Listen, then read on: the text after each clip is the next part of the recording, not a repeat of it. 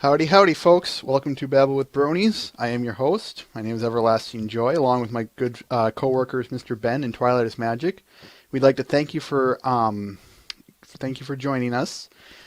So, it's been a really slow week for us here, for me anyway. Busy but slow in the same time. Anyway, let's get started, shall we?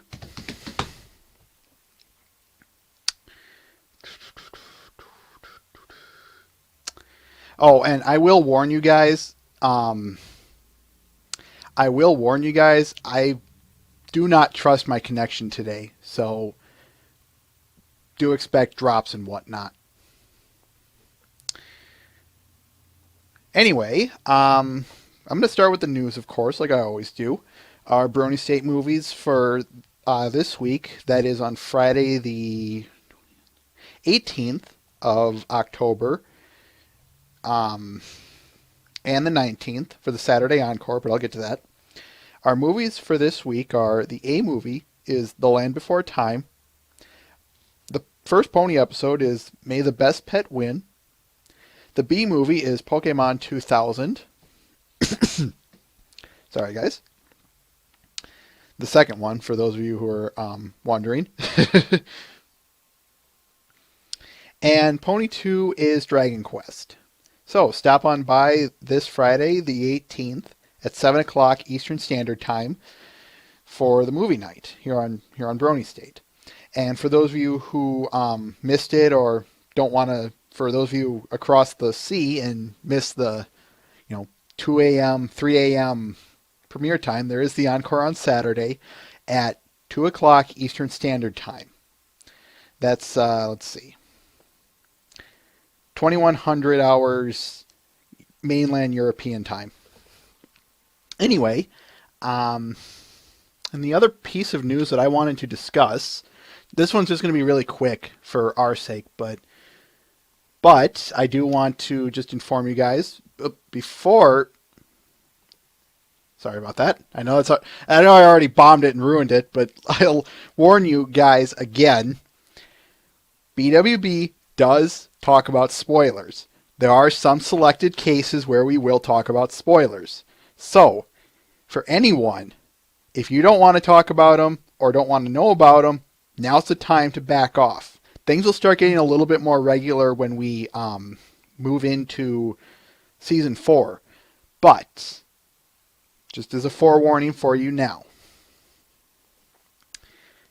Anyway, the big piece of news that I wanted to talk about was this little bit that I found, well, and everyone found, of course, was this Discord piece concerning Discord in Season 4. We won't watch the little video here, so don't ask about it. But, quote, in a recent panel at DragonCon, the video, the audience asked John Delancey, who was there, himself about his roles in the upcoming Season 4. Some of the major points that he said was it's 45 episodes long, or so far, and there is a Discord song. I actually caught the piece of the movie, and he said it's a fast-paced song. What was funny was he said, normally I'm paid not to sing. So, yeah, I thought that was pretty darn funny. What do you guys have to say about this? Give you a minute or two to throw your points in.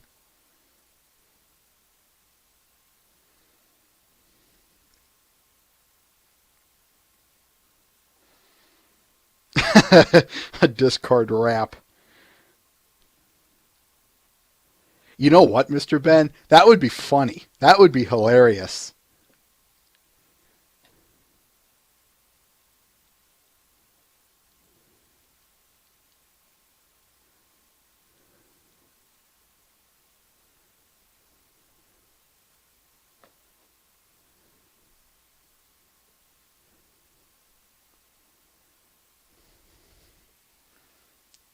Thought I said busy.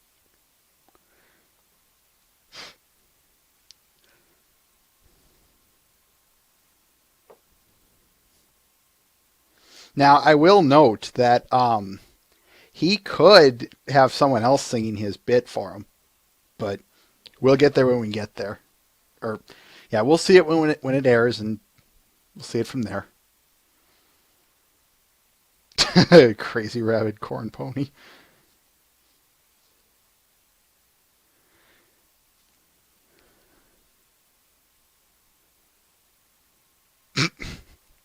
Well, yeah, you asked.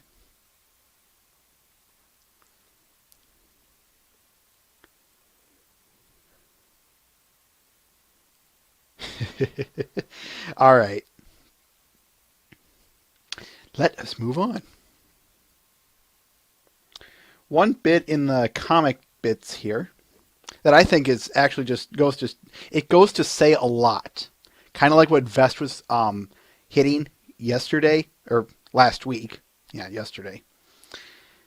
Last week he said, quote, it should not be this good IDW comic. There's a commemorative comic cover to celebrate the 1 million comics the MLP comics sold. Quote, in early October, IDW announced that they had sold 1 million copies of their MLP comics. End quote. The rest is just fluff. I'm just going to kind of let this one speak for itself here, folks. But if you guys have anything to say, of course, say it now.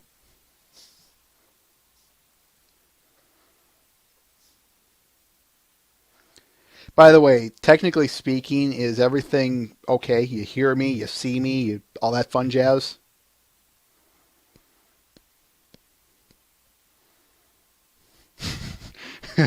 Iwa.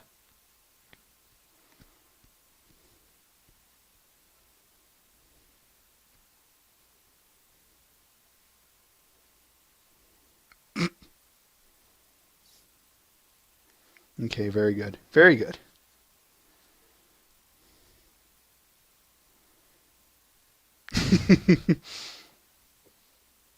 Well, that's odd.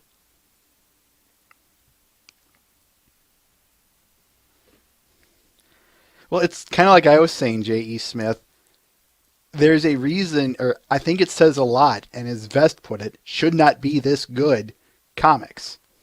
Or they should not be this good comics.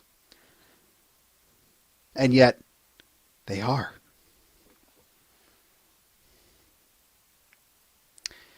All right, I threw it. Let's move on. I have just one last thing before we get to the art and videos.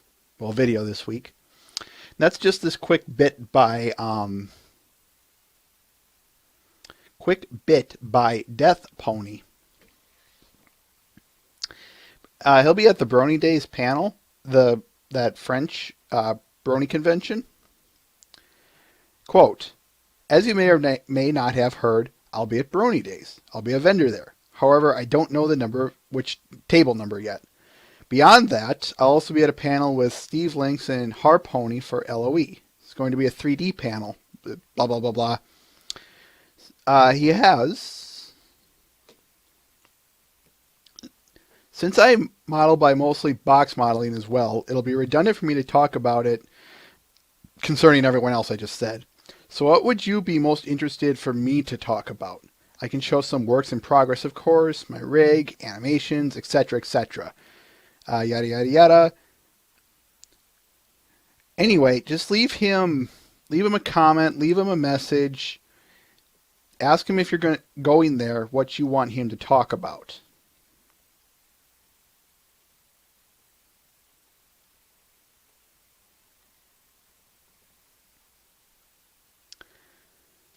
Other than that, I believe I've covered everything. So, art or videos first, guys?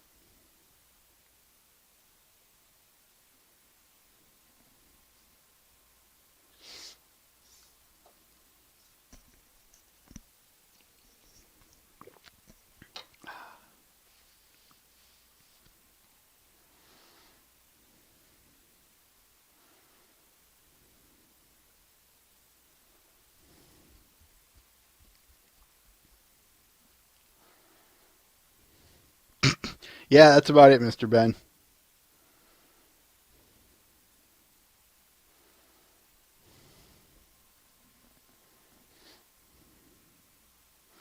It's looking pretty overwhelming for art here, folks. So that's what we'll do. Let's get to the art.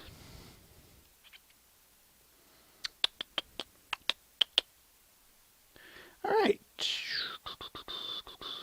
Who is here? I know you're here, Muffinshire, and we'll get to yours. Tox is here too. I think we will.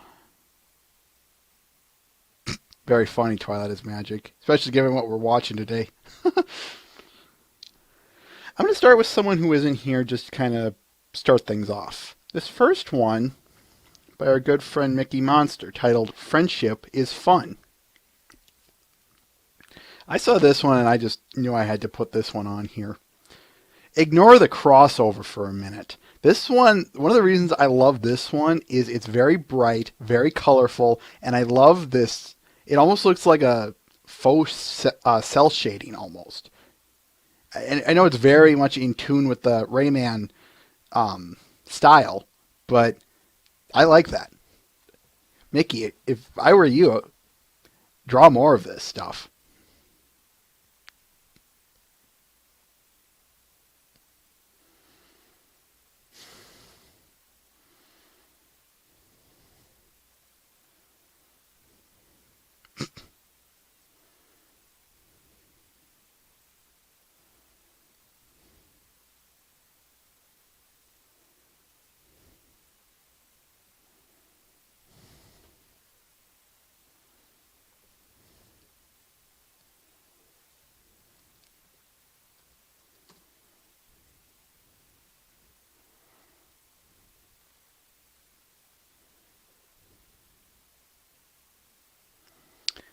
All right.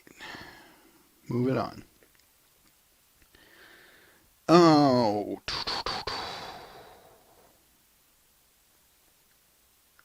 All right. I think I will get him in here.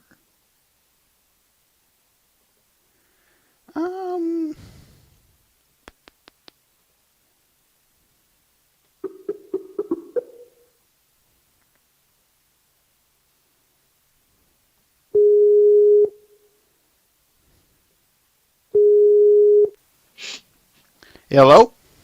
Hello. Muffinshire? Hello, can you hear me? I can. Can the chat?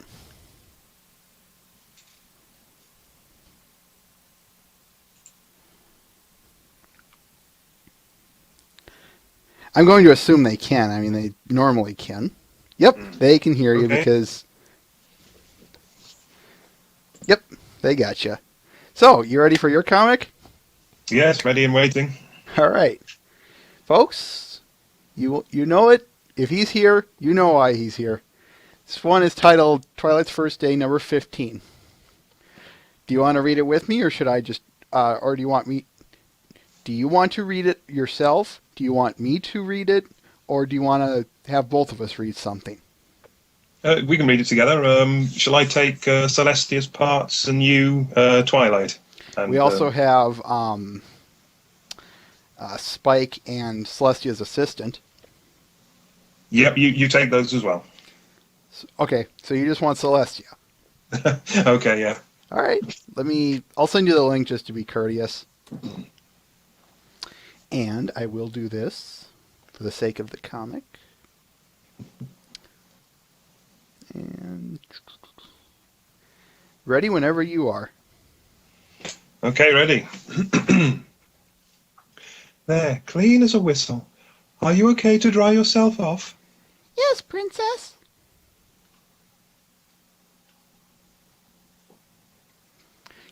Someone says you have an awesome voice, by the way.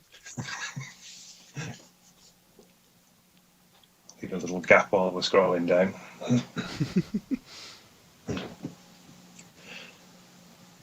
Well, fancy meeting you again. How time flies. Princess? Oh, Twilight, I hope you don't mind.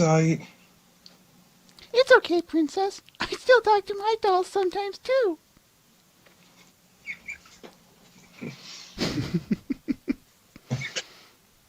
It's like everyone always wants me to do Smoker Batman.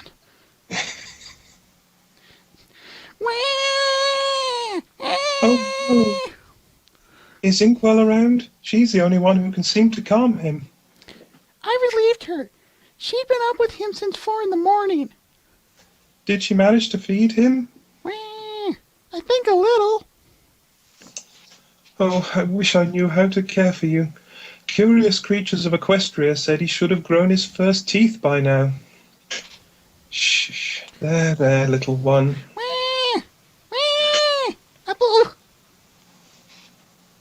Well, it seems he remembers you.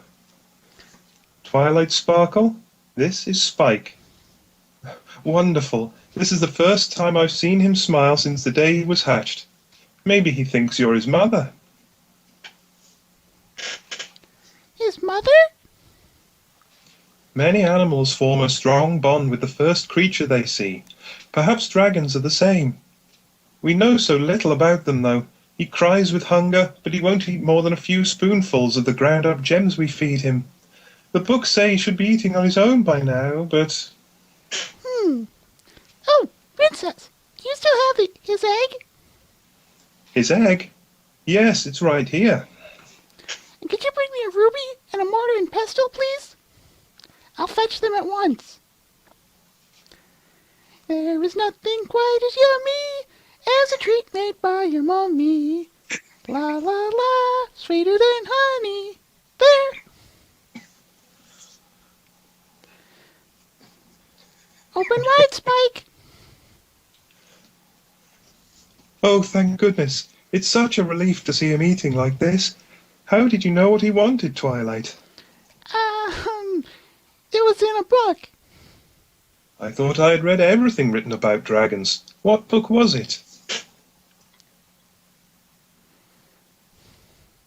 It was a storybook, Glory and the Dragons. My parents used to read it to me at bedtime. In the story, the mother dragon crunches up the eggshell and feeds it to her baby for his first meal. I never really understood that part until today. Fascinating. Perhaps dragons need the minerals to help form their first teeth. There is truth to be found in stories, Twilight. Even the ones we know are made up. Remember that, my dear student. I will, Princess Celestia. Larp. Oh dear. I think we're going to need a lot more hot water and towels. So, if you don't mind me asking, what do you have to say about this comic? Well, this one's a sort of a culmination of several of the previous parts. The whole bit with Twilight getting covered in mud was to get her up to Celestia's quarters here at the school so she could meet Spike again. A lot of people have been asking where Spike is, when's he going to show up in the story, and it was all planned out, quite a long time ago. If you look back in part 12, I think it is, you'll actually see Shining Armor reading the same book to Twilight. So this has all sort of been planned ahead. Very smart. And the whole bit with Celestia recognizing Smarty Pants earlier on in the strip, that's tying into something that's going to come much later in the story. If I may ask, how long do you plan on doing this? Well, as long as I keep it going, really. If I plan out if I do the whole story as planned out, it's probably going to be about 60 parts.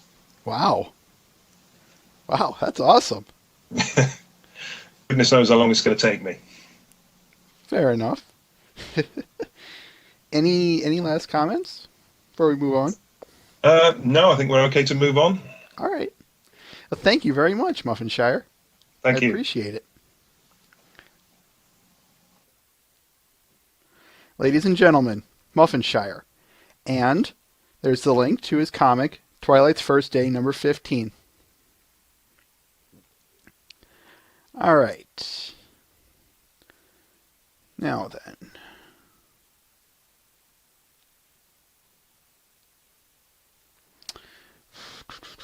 One more before we get to talks here. This one we're going with. This next one is by KP Shadow Squirrel, titled "This Is Our Big Night." Rarity and Sea Swirl at the Prom. End quote. This one, when I put this one on, the thing that stuck out to me the most was this one just feels a bit different than his previous works that we've shown on here. Most of his previous works had that very bright comic book style coloring to it. This one feels more like high def.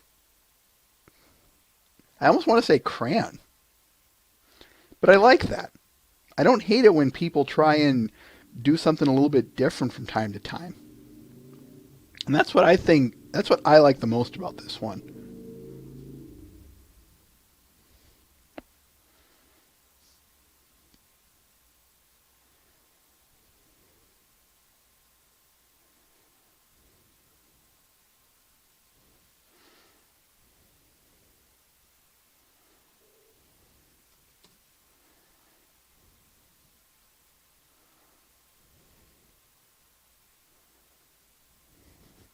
Believe it or not, J.E. Smith, I'm not surprised that, or I almost felt the same when I first saw it, or at least just saw the title.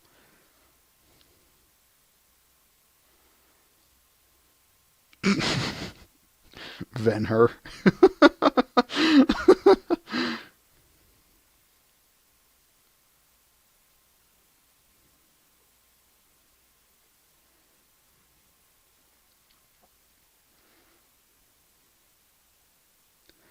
All right, let us move on.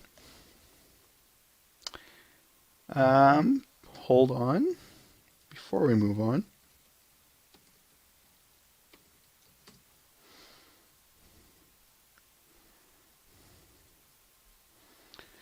Candario, it's a background pony. I know I talked to Tox earlier, so this is just a test. I know kind of when he wants to go on.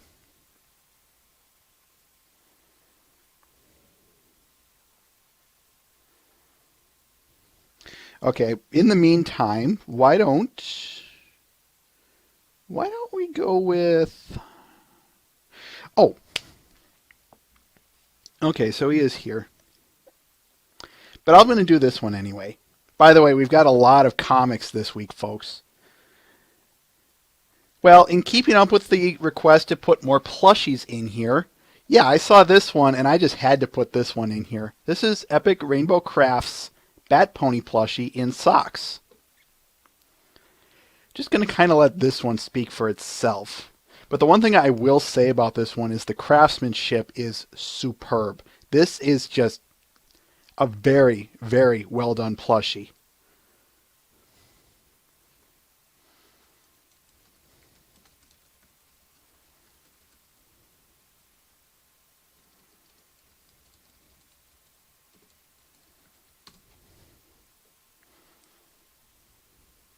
Yeah, I do love those socks.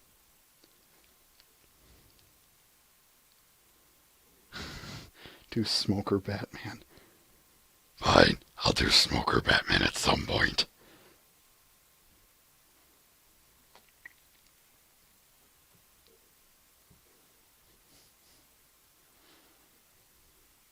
Why don't they ever do the bat dance anymore? You know, one of these days, folks, I'm going to be getting off topic here. Anyway,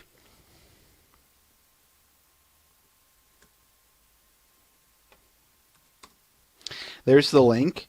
You can talk to him. He does have, I believe he has commissions open if I recall right, but I'm not 100% sure. But what I will say is the socks are such a nice touch.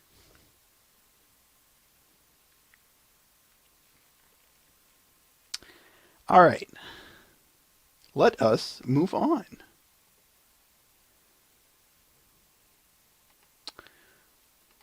One, two, three.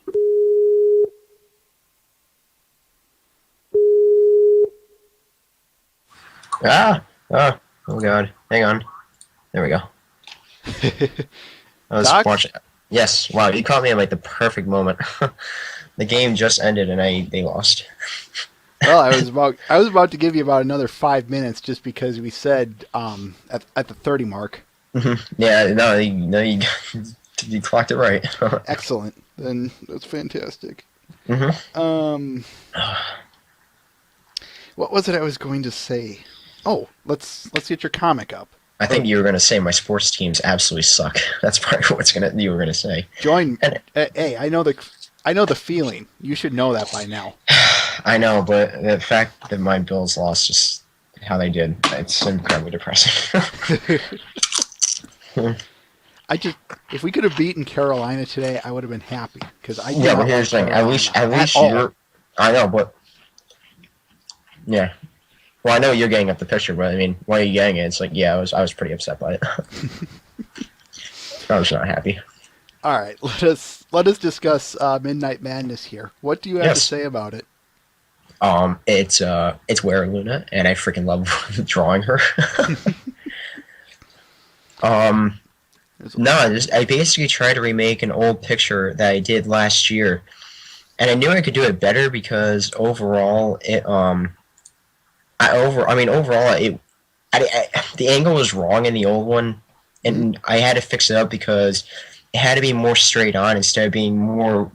It was almost like two sideways. So this one is more the corrected version of the picture that I had last year, and I already know what the chat's going to already say, but Well, I'm take going a to look disagree. right now, and yeah, I mean, I did my best because I used a tail to hide obviously everything else. That's why a lot of people were saying. So it doesn't really matter. I albeit didn't. I must confess, that's a new one, Mr. Benz. Mooning us while looking at the moon. I know, right? How about that? Yeah, but anyway, ignoring the Ignoring that because it's like that's not the meaning of the picture. I actually did a good job from distractions anyway. as I did, or as I said in the comments, the thing that really sticks out to me about this one is actually the angle of this, and not hmm from not from the way everyone else is saying. It's as I hmm said in the comments. Go look at everything that you've done from the first Where Luna picture up to this one. hmm Your angling has gotten so much better, and your perspective along with it. And I've tried to do this one was actually an actual picture that I tried to do um, for a while, but the only problem is like um, I never got around to getting to doing it because I didn't really know how to draw it like this. But I always knew I wanted to redo the old picture. But I'm still not completely satisfied with this picture. But next year I'm going to probably redo this one again. Well, just that you can always. There's always room for improvement. You can always keep going. Yeah. Well, yeah. I mean, I have a new Werlin that I'm working on, so this is just one of two, and then I don't draw her for a while. You just want to keep us in the dark or keep us waiting, don't you? Well, yes, but I'll release that on Halloween weekend. But I mean, overall, I mean, it's a really fun concept. I've actually gotten people to say, "How come you don't do your comic version of the Moonlight Terror thing? How come you don't continue it?" I'm like, the way I respond to that is, me and another person are kind of writing a fanfic off this. So Mhm. instead of me having to draw it out right now, I don't have to. I can just stick to the single pictures. And here's the thing: I think a lot of people who are artists in this chat can agree. If there's something that you really love to like to draw, if there's like one thing that it's like it's very special, like you contribute to the fandom, or it's like it's something that you find very specialized that you don't want to overkill it with drawing it. That's what I do with this one because I feel like if I drew too much of her, I would lose this special quality of what makes like Where Luna such an awesome character to draw, and that's why I don't really try and draw a lot of her. I you got. I would agree with that Yeah, easily. I mean, here's the thing. I've done many sketches. The problem is that when it comes to certain pictures like this, whenever I finally get around to doing one of these pictures, it comes out perfect. Mhm. All right, that's the problem that I think a lot of people will start doing, and that so a lot of people have to understand is where I'm very specialized with her. So and because it's such a badass original type of character that you don't want to spoil it and feed too much of it to your watchers or get out there where it's like when the next time you do it, it's like it just becomes a chore. It doesn't Mhm. make like something special that you want to do. This is why I'm not going to be doing her. I don't really draw her from November through March. It doesn't feel right to draw her during the holiday season. It's a completely different character too. Definitely, definitely. Any anything you want to say about the picture itself? Like biggest challenge or The best biggest thing? the biggest challenge always with doing these. Oh no, I'm not going to do that, Mr. Penn. You'll see it. The biggest challenge with doing the weird things is trying to. I mean, it's just the overall body of her. It's a more bulked up version of her, so you have to get everything right. But I think the hardest part with her always is trying to get the wings right. It's much, it's like much bigger wings, so I'm trying. It's very hard. I had to because I have very specific specs with her because I had to have like 9 digits on her wing. She normally has 7, but I had to get 9 on this one, and to still make it look right. So the wings are. I mean, even you're seeing on the stream that I've been doing on a new picture. It's very very challenging to get it right. Hmm. But no, and no, I just have different specs with her. It's just overall that on this one, per se, this one was. It wasn't per se the wings. It was the ears. Actually, was the hardest part. It's that far. It's on from her perspective. It's that right ear.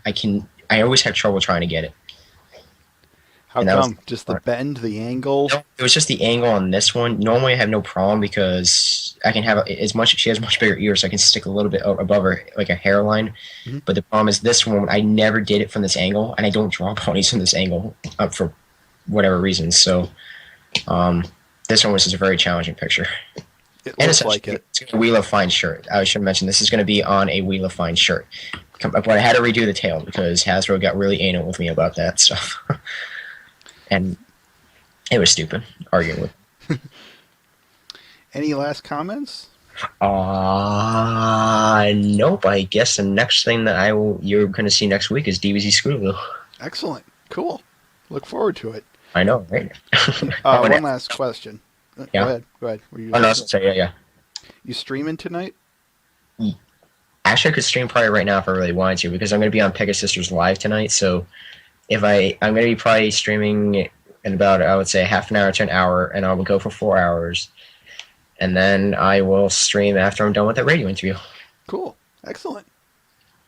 But anybody who wants a shirt, remember to go to Wheel of Fine, and you'll find it.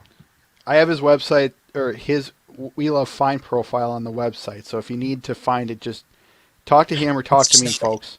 It's not out there yet, but it will be. They've approved it, so now I'm waiting. And I have all my DBZ Pony shirts all up there soon. But they're taking forever, damn you, Hasbro.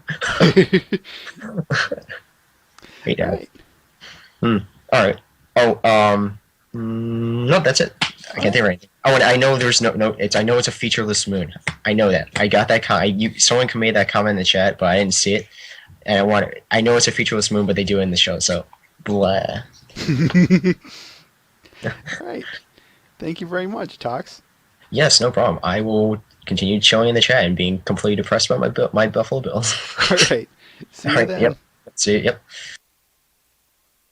Ladies and gentlemen, Toxic Mario. And, I already gave it to you, so never mind. Midnight Madness.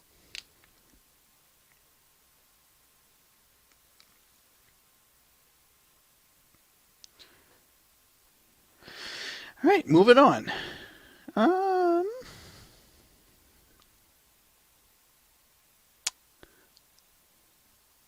going to do this first one here. This one is Poisoned World by Looted. Whoops, Mr. Ben. Anyway, Poisoned World by Looted. This thumbnail sucks. The thing that sticks out to me about this one is actually what's going on in the background. And here's why. Most of the stuff that we've shown from Looted has been backgroundless. Or it's just maybe one or two objects, which is fine. But to me, I find it very impressive because this background only adds to the picture already. It adds to It adds to the already depressing mood. And to me, I hope she does some more backgrounds because I think they only enhance the picture itself if done properly, mind you.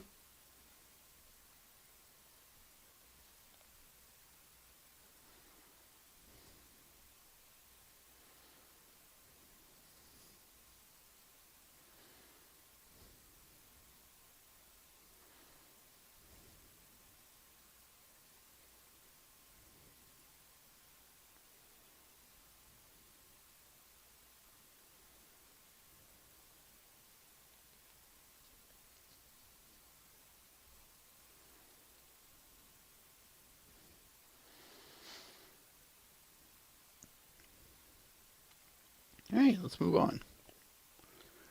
Um, you know what? I'm going to show this one first. This one is Octavia and BFF by Reki, her best friend forever. Quote, so I found this butte lying around in my I promise I will get around to it folder. Thought it to be a shame to just leave it in there, so I wrapped it together this evening. Sorry if it's a bit rougher than per usual, but I hope you guys will still enjoy it. End quote. Methinks he is beating himself up a little bit here. I know I'm going to get killed for this probably, but while I do agree to some extent that it's not his best work, I do not think this one is terrible. I'm going to zoom in a little bit on it. There we go, just like that. I love you, Cello. You'll never leave me. Ouch, Mr. Ben. Just ouch. I always like these subtle, softer pictures of his where it's just kind of a nice, relaxing mood. He has a way with the eyes. It's always been the eyes. They're just so inviting. Take a look at his Spitfire one, and you'll see what I mean for a much better or another example.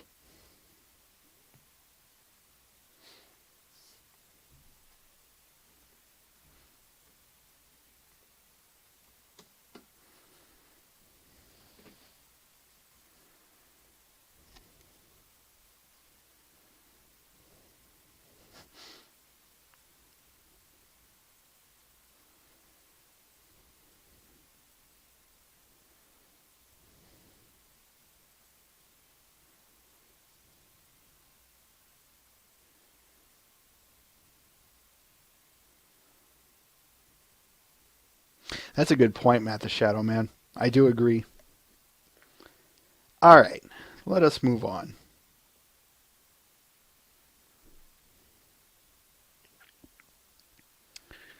You know what the hey, let's do it. All right. These next three. Of course, I would forget that. These next three are a comic, or it's a series. It's Applejack's Poison Joke Adventure by Heir of Rick. I wanted to show these for over the past 2 weeks, but the problem is the interviews. That's not to say the interviews, curse you interviews or something like that. It's just the circumstances just said otherwise. But enough of my rambling. Let's get on with this.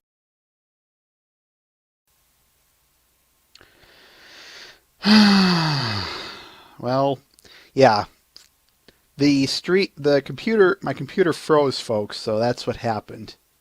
And yeah, all of you guys in the chat there, did you thaw it out? I was frozen today. Let's carry on. I'm going to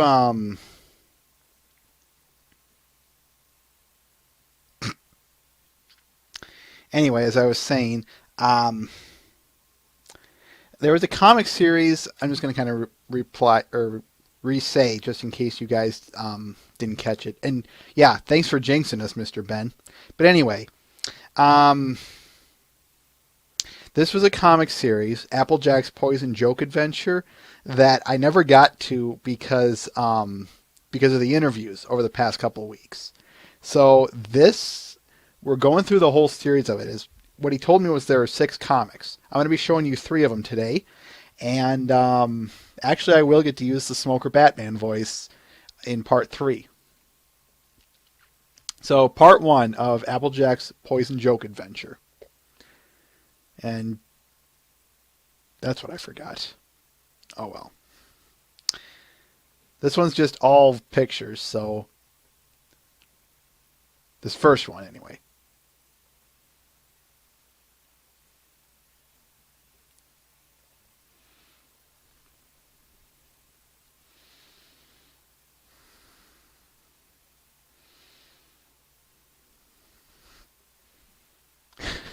Those glows.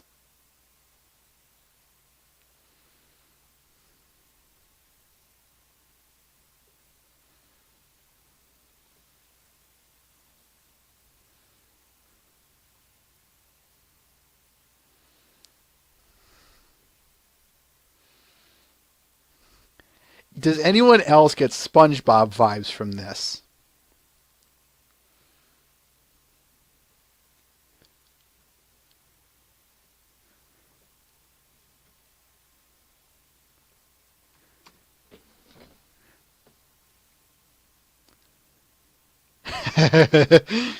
There's part 1. Part 2.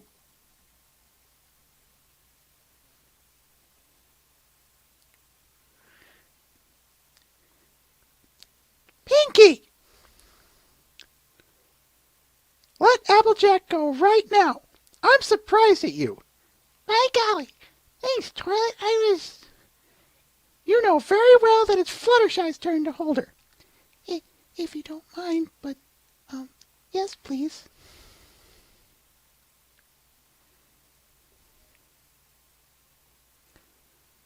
Turn. Turn.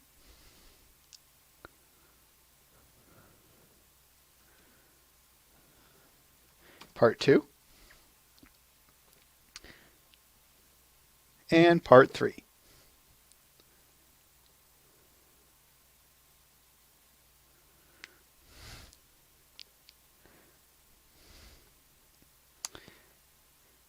Look! It's a bird! It's a plane! It's the sun! No, you dolts. It's Power Jack.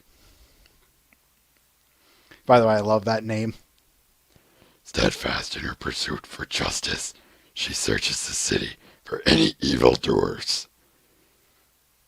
And lo, what is this? Some dastardly villains are after Ponyville riches again. She leaps down at her foes with a vicious whinny, proclaims, Let me down, you rainbow galoot! Why, I ought to tan your technicolor flank for this. You think I'm some kind of squeaky doll y'all can just dress up for your weird little make-believe tea parties? When I turn back, I'm gonna buck you so hard you're gonna feel it yesterday, you big dumb rainbow. Hush! A hush falls over the crowd as Power Jack prepares to leap over the Canterlot Mountains. Will she make it?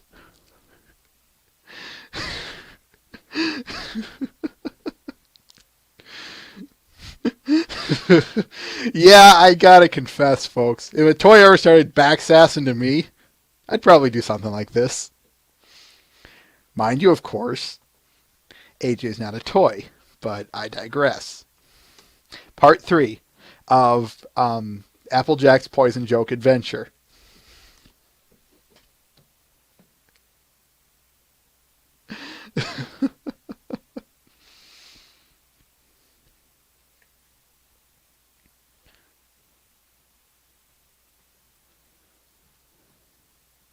Got that one. That one. That one. This next one. Twilight is magic. I like that one. This next one was actually a request sent in by someone. This one's titled Reunion by Helos. I'm just going to kind of let this one speak for itself as well. But the one thing I will say that I love the most is I love this gradient.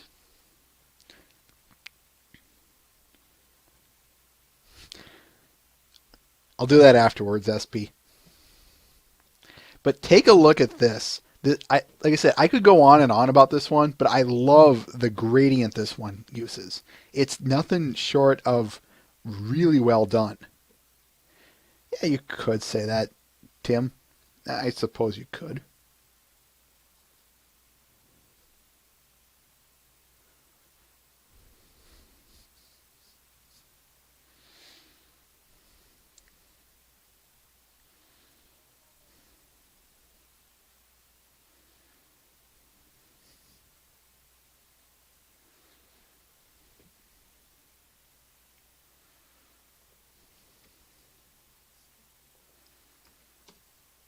There's the link.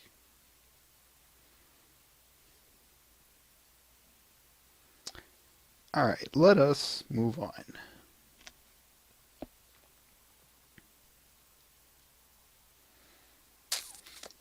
And finally, we have two of them by our good friend Alasso. He isn't here. This first one is titled Makeover. Actually, Nittany, if you're in here, I think you're going to like this next one, but we'll go with Makeover first.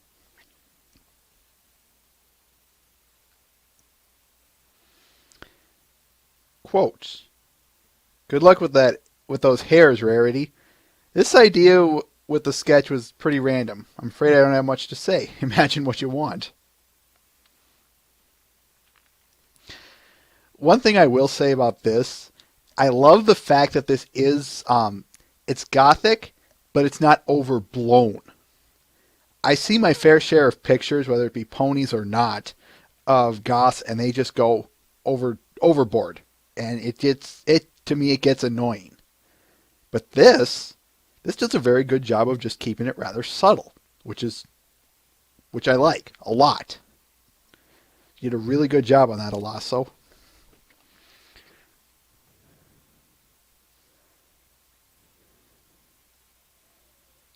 You'll see, Nittany. Just hold on.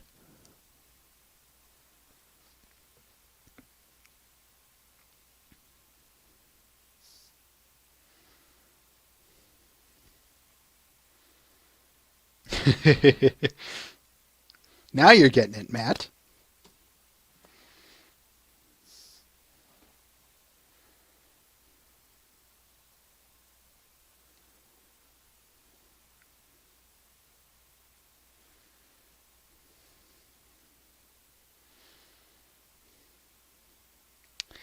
All right, let's move on. And finally, we have Rainbow Maid. I decided to show this one because I thought I actually kind of like this one. I think it's really cute, and partially because it's Rainbow Dash is like, this is just wrong on so many levels.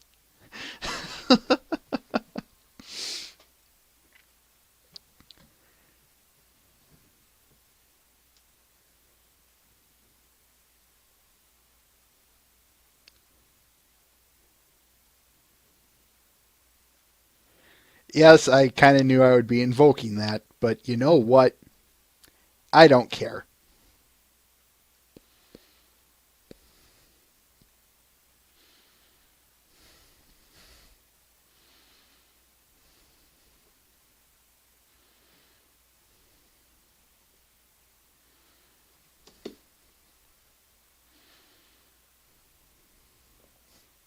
I figured you'd like it, Nittany. And Annie.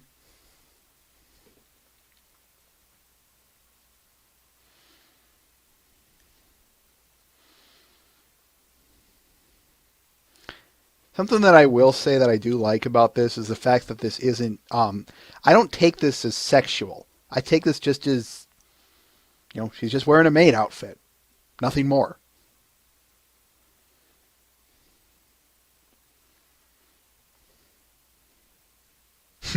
Rainbow lost a dare.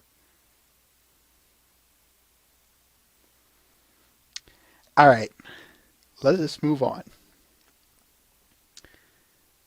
And we only have one video this week, folks. It's, how do I want to put this? It was a quiet. This is partially where that whole it was such a quiet week comes in. Our only video this week is by our good friend Vifex, titled "Longing for the Moon."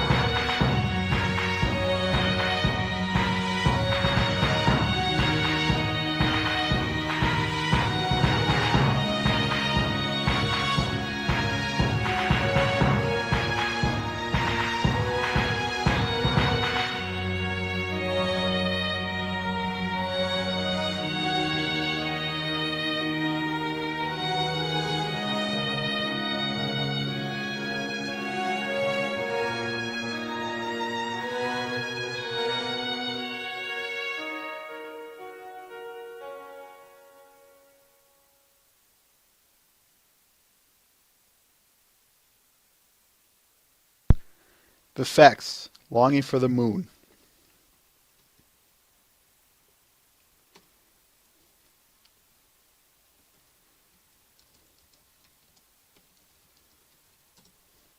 All right, you ready for the episode, guys? Well, I got good news and bad news. Good news is I have it. The problem is I don't have it queued up, thanks to that little crash of ours. So I'm going to do this and quickly get things going.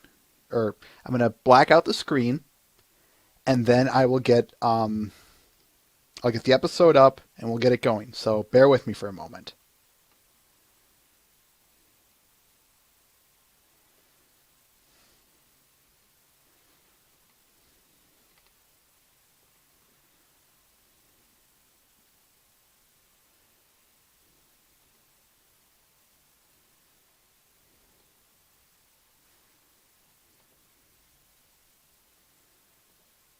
There we go. All right, let's do this.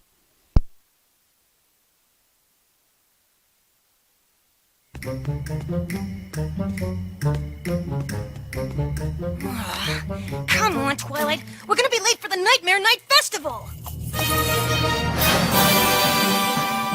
Huh?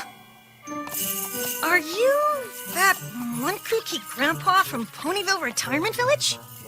I'm Star Swirl the Bearded. Father of the amniomorphic spell? Did you even read that book I gave you about obscure unicorn history? That sounds important.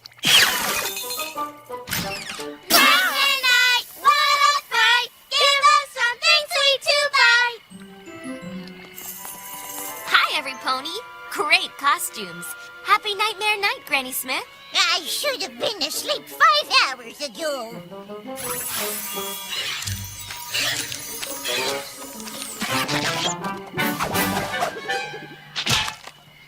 Pipsqueak the Pirate, at your service. It's my very first Nightmare Night. Since you moved here from Trottingham? No, my very first Nightmare Night ever. Enough chit-chat. Time is candy. Pinkie Pie, aren't you a little old for this? Too old for free candy? Never.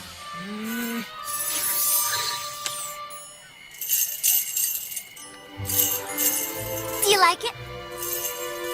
Yeah, great costume, Twilight. Oh, you make a fantastic weirdo clown. A clown? Look at the borders on these robes. These are hoof-stitched. It's a great costume. Grandpa. My little pony, my little pony. My little pony. I used to wonder what friendship could be. Until you all shared its magic with me. Big adventure. Tons of fun. A beautiful heart, faithful and strong. Sharing kindness. It's an easy feat, and magic makes it all complete to have mine. Do you know you're all my very best friends?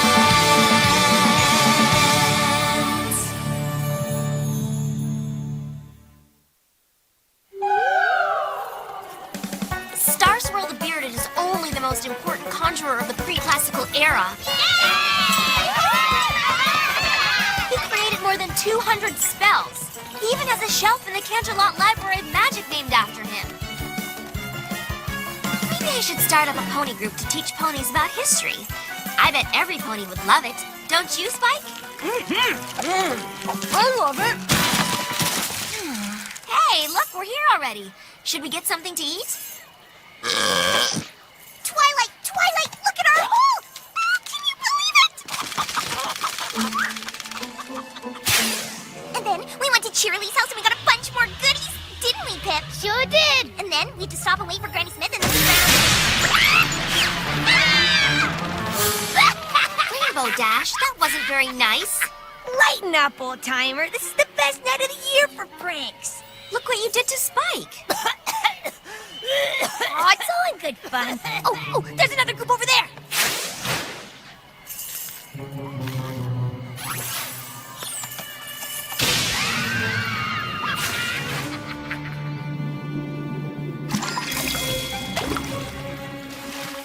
Happy Nightmare Night, Applejack.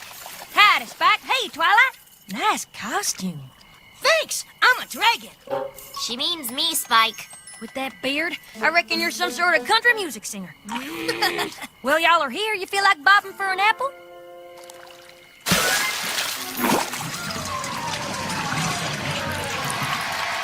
Thank you, every pony. And welcome to the Nightmare Night Festival.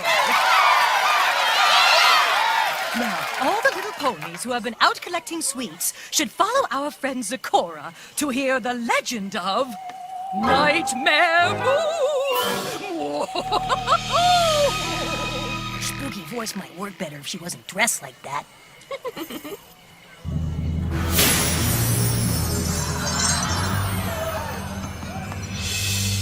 Follow me, and very soon you'll hear the tale of Nightmare Moon. Listen close, my little dears. I'll tell you where you got your fears. of Nightmare Night so dark and scary? Of Nightmare Moon, who makes you wary? Every year, we put on a disguise to save ourselves from her searching eyes. But Nightmare Moon wants just one thing. To gobble up ponies in one quick swing. Hungrily, she soars the sky. If she sees no pony, she passes by. So if she comes and all is clear, Equestria is safe another year. Miss Sakura, if we wear costumes to hide from Nightmare Moon so she won't gobble us up, how come we still need to give her some of our candy? A perfect question, my little friend. For Nightmare Moon, you must not offend. Fill up her belly with a treat or two, so she won't return to come eat you! Everyone, let's dump some candy and get out of here!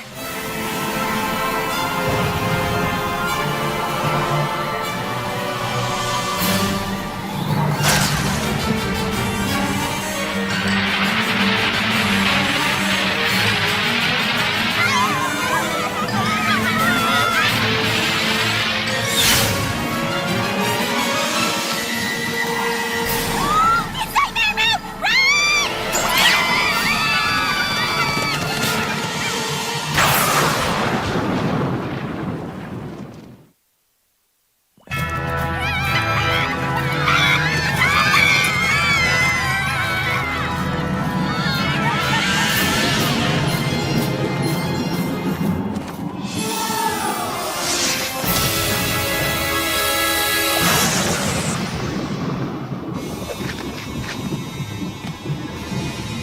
Princess Luna!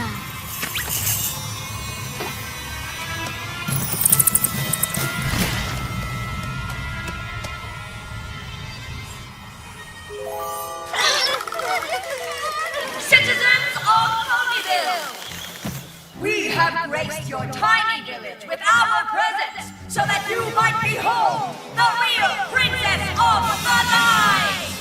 A creature of nightmares no longer, but instead a pony who desires your love and admiration. Together we shall change this dreadful celebration into a bright and glorious feast! Did you hear that, every pony? Nightmare Moon says she's gonna feast on us all!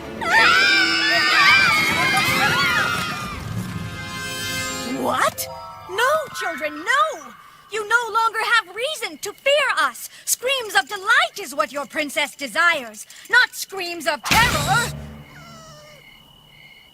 Madam Mayor, thy princess of the night hath arrived.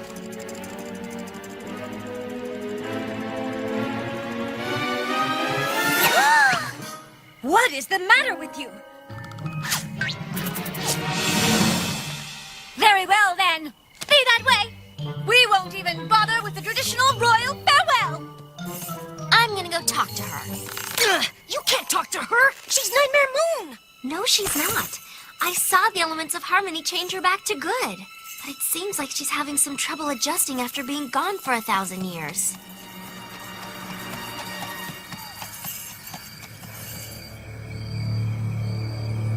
Princess Luna? Hi, my name is... Star Swirl the Bearded. Commendable costume. Now even got the bells right. Thank you, finally! Some pony who gets my costume. I just came to welcome you to our celebration. My actual name is... Twilight Sparkle. It was thou who unleashed the powers of harmony upon us and took away our dark powers! And that was a good thing, right? But of course, we could not be happier. Is that not clear? Well, you kind of sound like you're yelling at me. But this is the traditional royal Canterlot voice. It is tradition to speak using the royal we, and to use this much volume when addressing our subjects. You know, that might explain why your appearance was met with mixed results. I think if you just changed your approach a bit, you might be met with a warmer reception. Change our approach? the volume? Oh. We have been locked away for 1,000 years. We are not sure we can. Don't worry, Princess. Fluttershy can give you some great pointers. She's delicate and demure with the sweetest little voice. Go away! No candy here! Visitors not welcome on Nightmare Night! Fluttershy, it's me, Twilight. It is you. Oh, a Nightmare Moon. Nightmare Moon? Wait right here.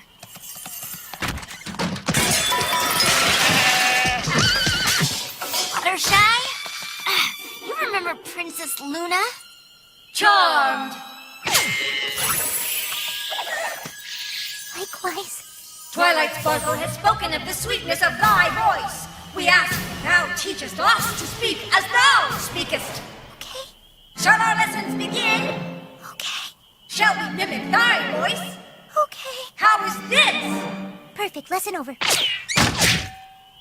A little quieter, Princess. How is this? Better, right, Fluttershy?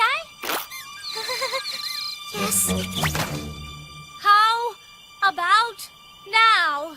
Now you're getting it. And how about now?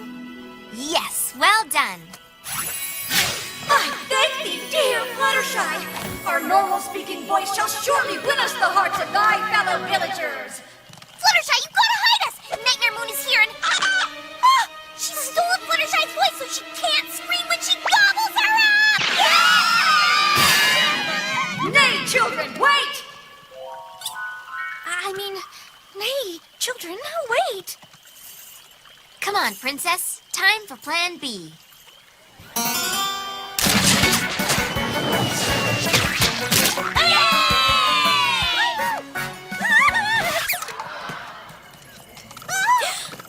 It is of no use, Twilight Sparkle. They have never liked us, and they never shall. My friend Applejack is one of the most likable ponies around. I'm sure she'll have some ideas. Oh, careful there, partner.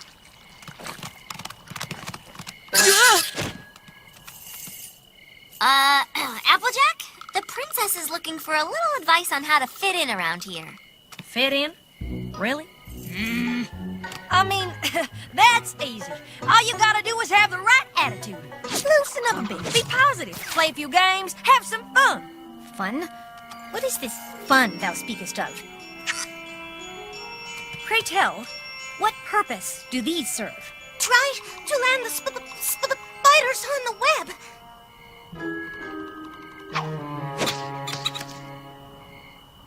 You can do it, princess!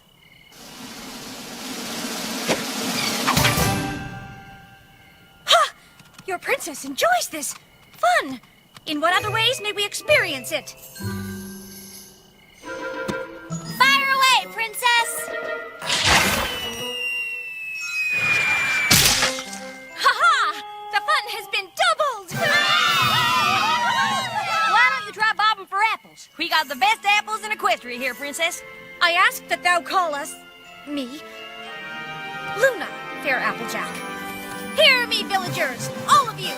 Call me Luna. Luna! Show me to these bobbing apples. Whoa! Hey, gals. Any ponies seen Pip? We lost him the last time we had to run. Nightmare Moon is gobbling Pip's quick! Every pony run! Help! My backside has been gobbled! 'Tis a lie! Thy backside is whole and ungobbled, thou ungrateful whelp! Fair villagers, please do not back away. Let us join together in fun!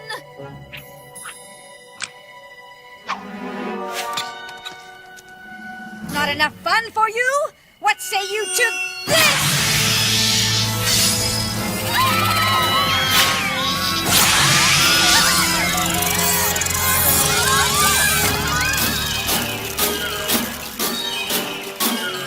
Huzzah!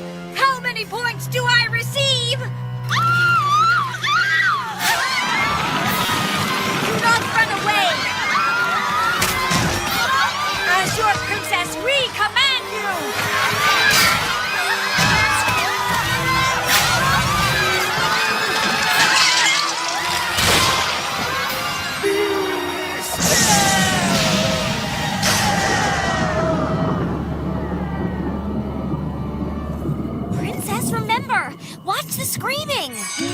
Twilight Sparkle.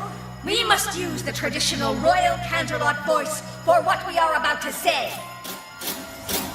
Since you choose to fear your princess rather than love her, and dishonor her with this insulting celebration, we decree that Nightmare Night shall be cancelled forever!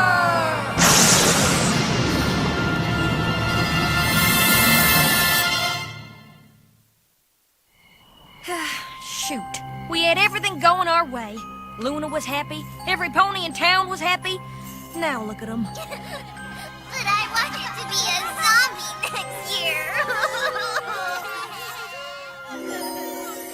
It's not over yet. What are you gonna do?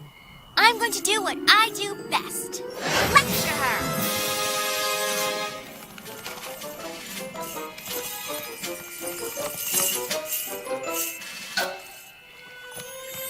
Princess?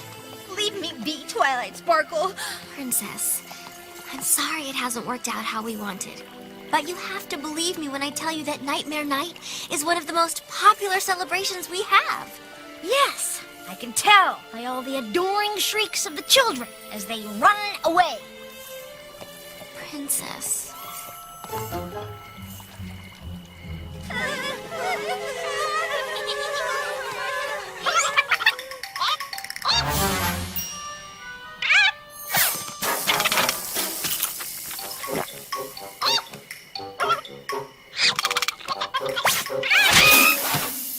No, no shrieking, no squealing or screaming either, okay?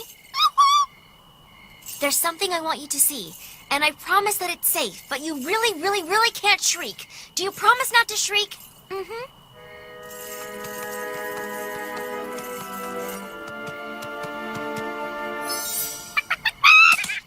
Pinkie Pie, you remember Princess Luna, right? Ah, the ringleader of the frightened children. Hast thou come to make peace?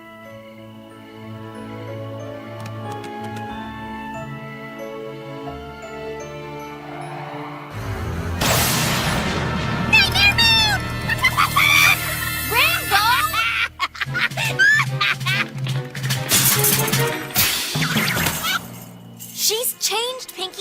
She's not evil or scary anymore. And she definitely doesn't want to gobble you up. Well, duh. Huh? I know that. Sheesh, Twilight. I'm almost as big as her. How's she gonna gobble me up? So why do you keep running away and screaming? Sometimes it's just really fun to be scared. Fun? Pinkie Pie, you're a genius. No, I'm not. I'm a chicken.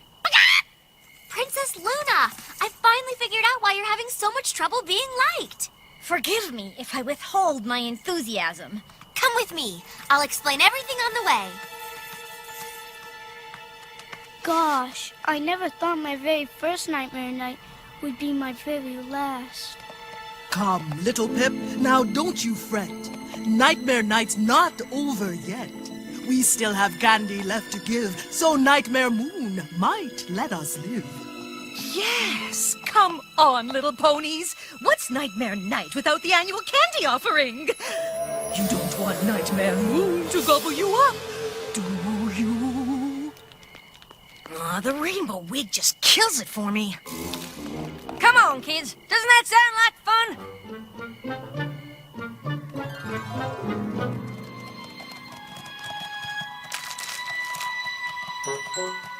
Goodbye, Nightmare Night. Forever. Citizens of Ponyville, you were wise to bring this candy to me.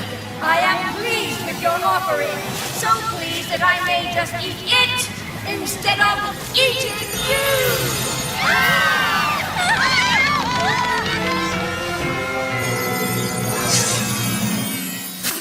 I am not certain that did what you meant for it to do, Twilight Sparkle. Just wait. For what? For them to scream some more? Princess Luna, I know there's not gonna be any more Nightmare Night, but do you suppose maybe you could come back next year and scare us again anyway? Child, art thou saying that thou likest me to scare you? It's really fun. Scary, but fun. It is? Yeah, Nightmare Night is my favorite night of the year. Well, then, we shall have to bring Nightmare Night back! Whoa! You're my favorite princess ever! She said yes, guys! Yay! See? They really do like you, Princess. Can it be true? Most wonderful of... I mean, oh, most wonderful of nights. Dear Princess Celestia, when you first sent me to Ponyville, I didn't know anything about friendship. I met some pony tonight who was having the same problem. Your sister, Princess Luna. She taught me that one of the best things you can do with friendship is to give it to others and help them find it themselves. And I'm happy to report that all of Ponyville has learned that even if some pony seems a little intimidating, even scary, when you offer them your friendship, you'll discover a whole new pony underneath. And even if my Star Swirl the bearded costume didn't go over, this still turned out to be the best Nightmare Night ever.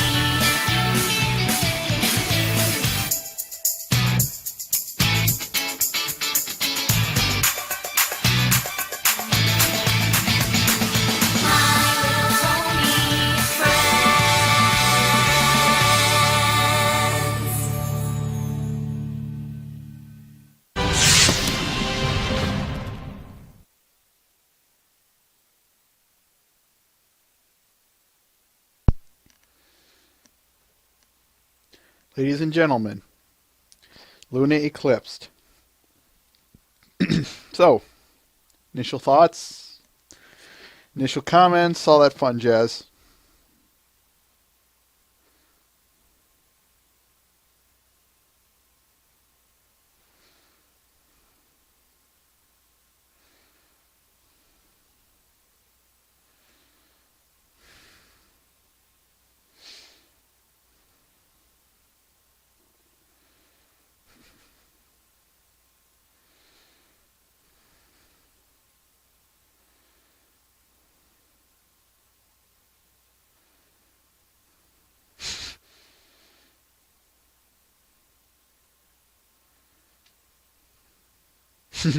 Flutter okay.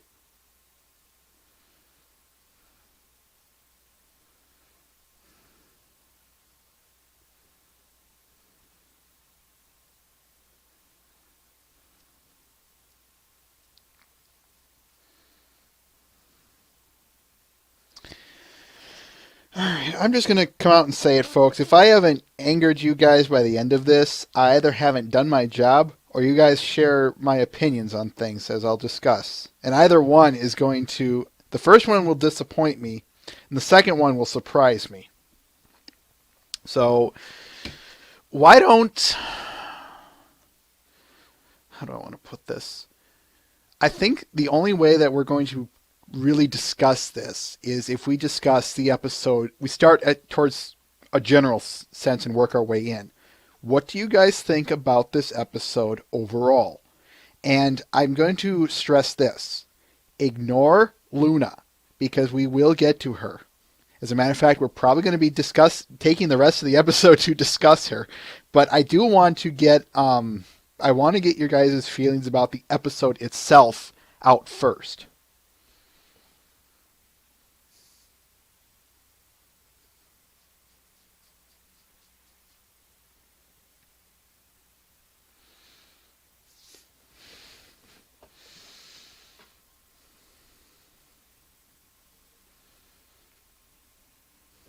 So I'm leaving comments open for you guys. As I said, episode overall, your overall impression of the episode and that stuff first.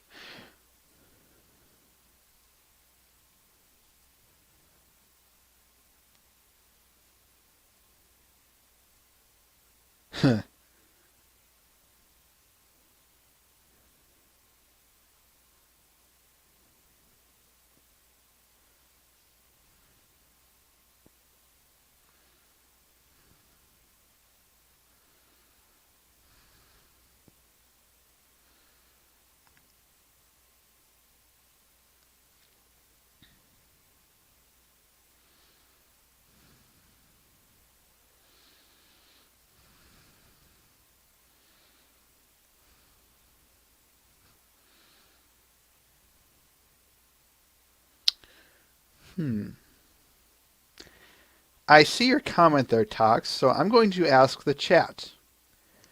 Chat, would you care if Tox came on to discuss his point or two?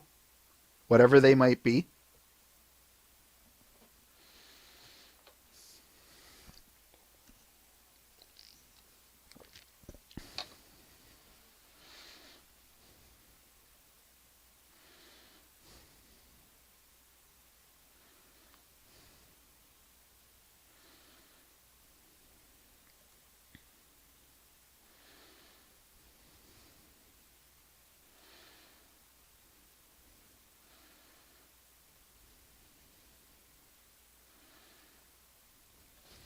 All right.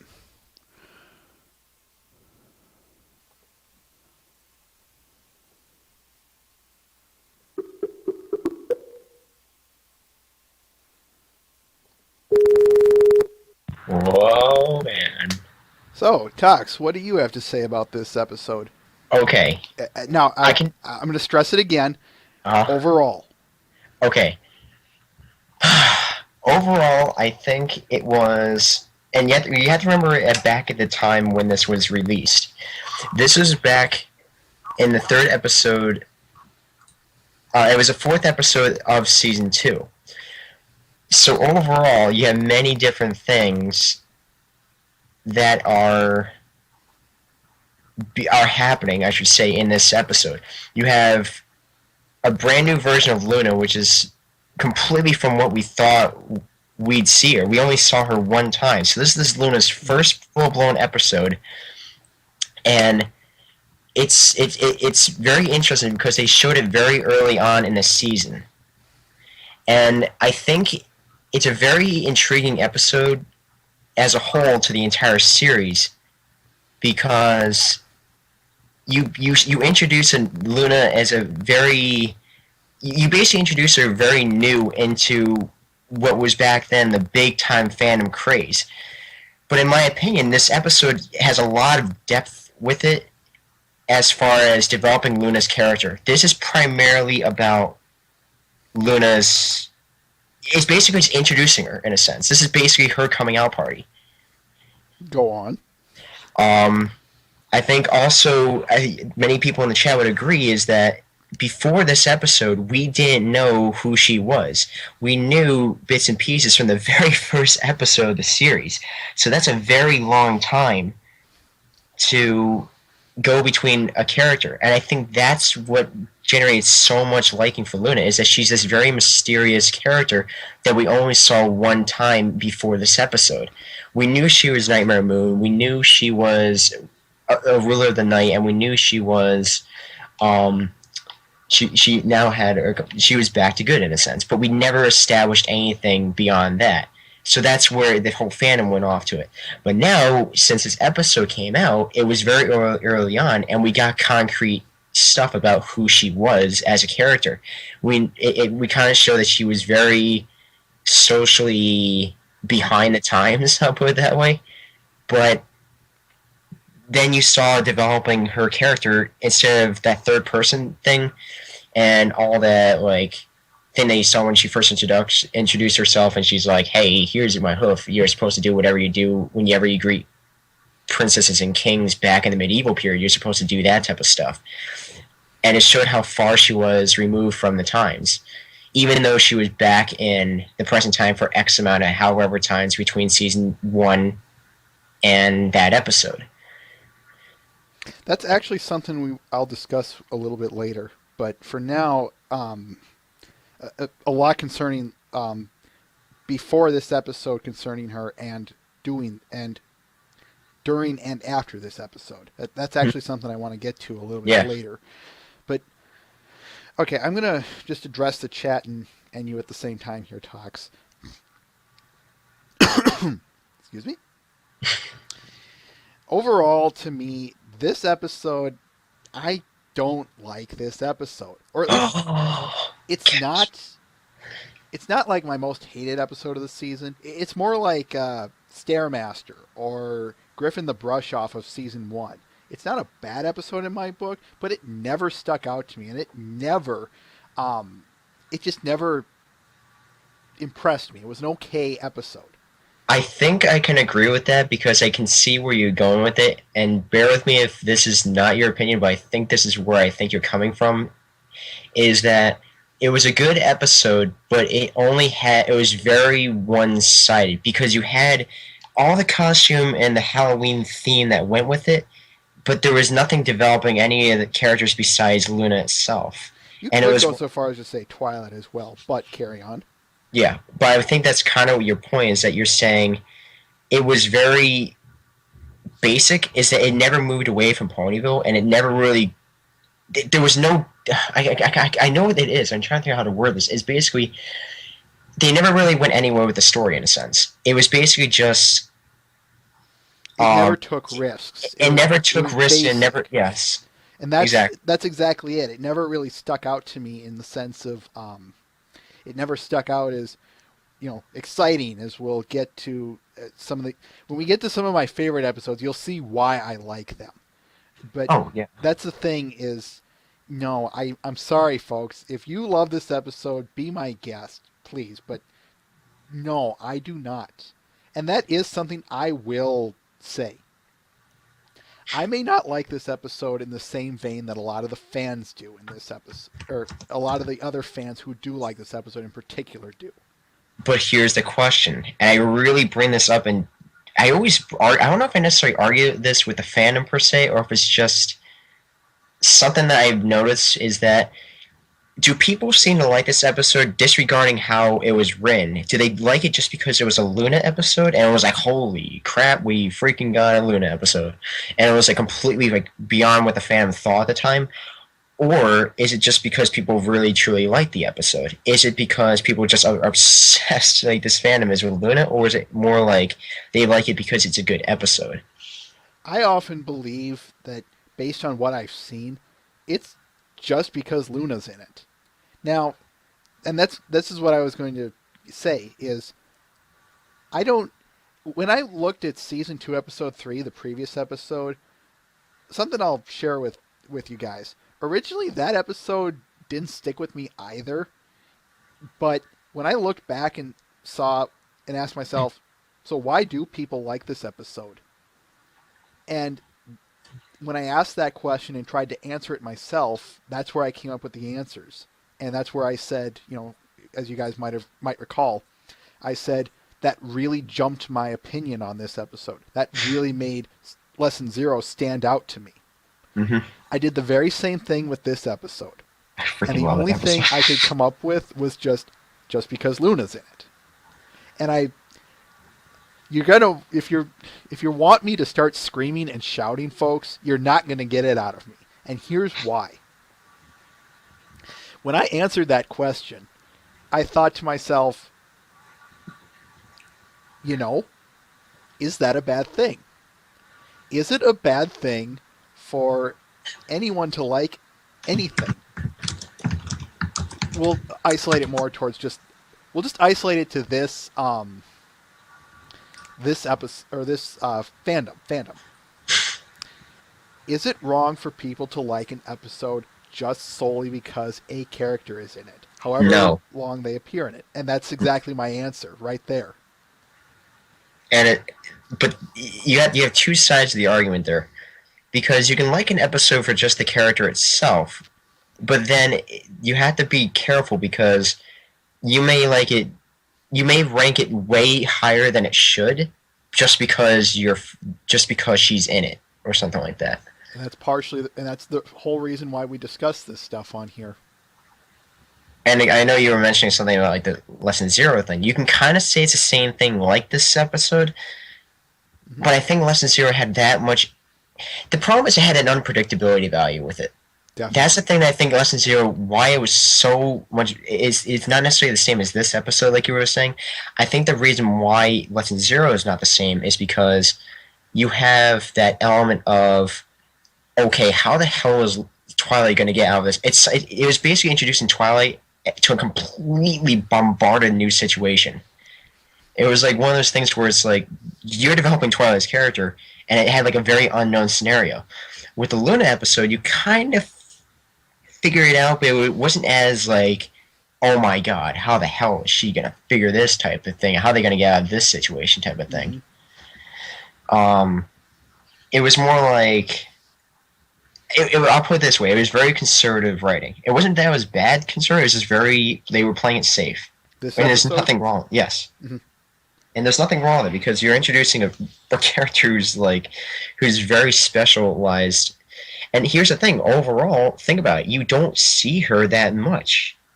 You think about how many times you see Celestia compared to you see like Luna, for example. Can I hold you there for just Yeah. a second, Tox? Yes. Yeah, we'll move into Luna discussion now, folks. So Yes. go ahead and finish up Tox, but I want to hear your guys' stuff concerning Luna here after we get done here. Oh Go yeah. on. No, I'm reading the chat. It's actually kind of fascinating. Yeah, there's a reason I sometimes will just pause and let the chat do its job. Oh, I know. I'm just like seeing what they were talking about because Twilight's Magic was saying Luna appears to need explicit removal from others in order to feel good about herself, which is basically true because it shows the different perspectives that Luna has. She's been removed for such a long time, so she didn't have time to develop that. I don't know what the word is for it. It's that relationship, like he mentioned with the general public, and that's what Kandaru, I can't pronounce it. Kandaru is also saying too, and that relationship thing too. Although it's a very interesting. It's overall a very interesting episode overall. It's very definitely hard one of the more divisive episodes. I mean, Yes. Look at what was happening earlier. We had everyone going. They either really like this episode or they are like me. They don't like it, or at least but partially like you mean. yeah. Let's go with that. It's not like a seething hate. Like, well, pick another episode that is a little more divisive. But yeah, look at what was happening here, and I'm actually really. That was one of the things. Remember how I said I'd be surprised, folks? I was surprised at how many people are saying either I like this episode or no, I don't, or at least a little more conservative than that. But you get my points. Mm-hmm. Actually, what Mr. Ben is saying is 100% what I agree on. It is 110% right. If you read what he said, it's 100% right. I don't know if you're reading it. I am. Because he's right. And look at Twilight is Magic's post there. Just above it. Mm-hmm. Yeah, I see it. And see, this is why I said it's the problem with it. Look at what Flutterlight said. Quote, maybe we like Luna more because she's not on as much as Celestia, who's in almost every episode. Actually, you know what? That kind of goes back to what I was saying with the Where Luna thing. And that's exactly it. Because it goes back to what I was saying, where if you don't introduce, like for me, not drawing Where Luna that much, and same with the Luna and the way they do the episodes, it's a pairing that it's like if you don't show her up a lot, it's a special character. Yeah, definitely. And may I expand upon that a little bit? Yes. If I may, folks, I'm going to be saying some stuff here that might trouble you. But I'm only really going to be expanding upon Tox's point here. But ultimately what he said is dead on. Let's look at the situation surrounding Luna here.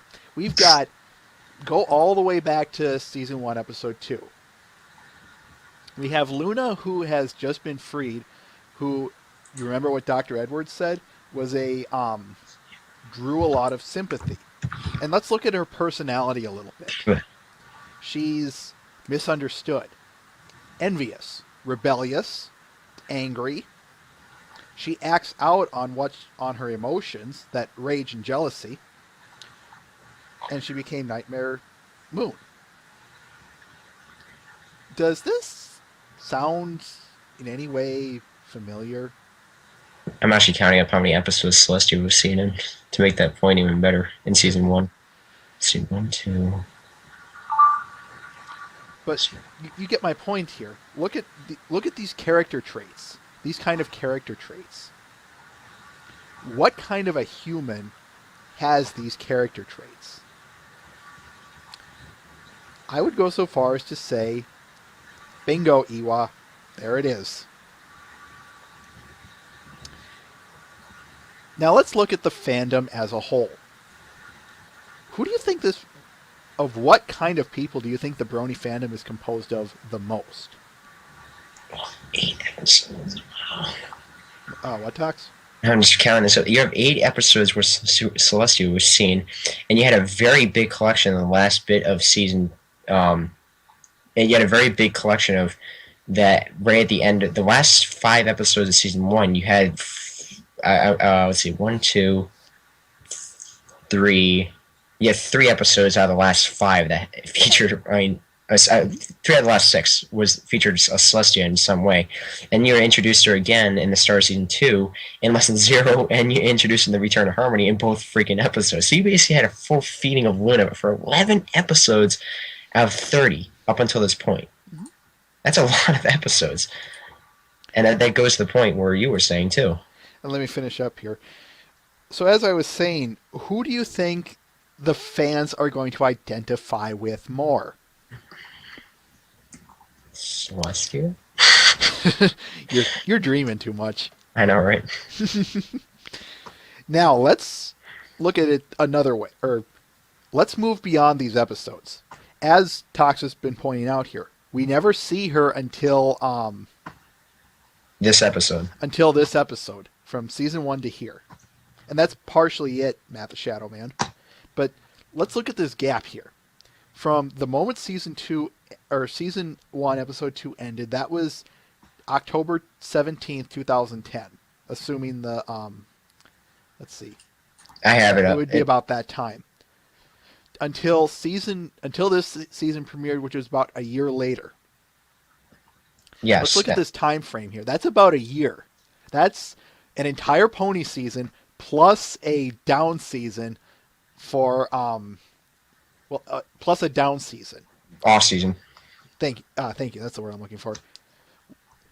Tox, tell me, what happens during the off season? What do you think happens more often in the off season than the on season? Okay, well, remember I was in that off season back then. I remember I came in right when season 1 ended, so I saw the entire off season. And here's what happened: when you were back then, everybody was creating up their own ideas for Luna. Stop right there. Yes, that's exactly it, right there. It's a specific example, but that's exactly my point. Is combine the on-season drought with an off-season, you're going to get people interpreting her to no extent. Which is what Shadow Man was saying, and Twilight is Magic was saying, and Mr. Ben. All 3 of them were kind of hinting at that too. Mm-hmm. Were you going to say anything else? I'm sorry.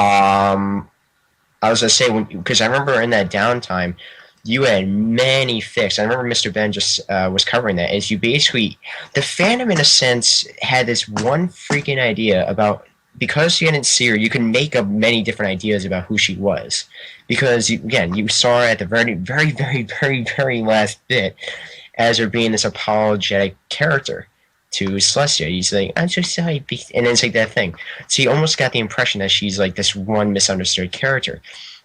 And then she's like this calming person, and then all of a sudden, boom, you have this episode, and it completely destroys the entire perspective from almost a year of fandom building up of what this character is supposed to be. If anything, I wouldn't even say it destroys a lot of things, in so much as it either does nothing or enhances it, and I'll tell you why here in a second. But let's go back to just before this episode. I got a question for everyone. You're given a character you can somewhat relate to, yet is very blank in the slate otherwise. If you had the opportunity to interpret and extrapolate the character, how would you go about doing that? What would you create? We're gonna. Partially. Well, this was a joke more, but. I mean, again, you almost have no direction to go with it. Is the problem? That's partially my point, but there it is. Twilight is Magic just answered my question. Self-inserts. Donut steal incoming. See, it's a mix of Twilight and Fluttershy. I don't know so much about the Twilight thing, but the Fluttershy thing, I can kind of see it, yeah. Yep, the chat is getting it. Hang on, I'm going to read this one by Matt. Yep.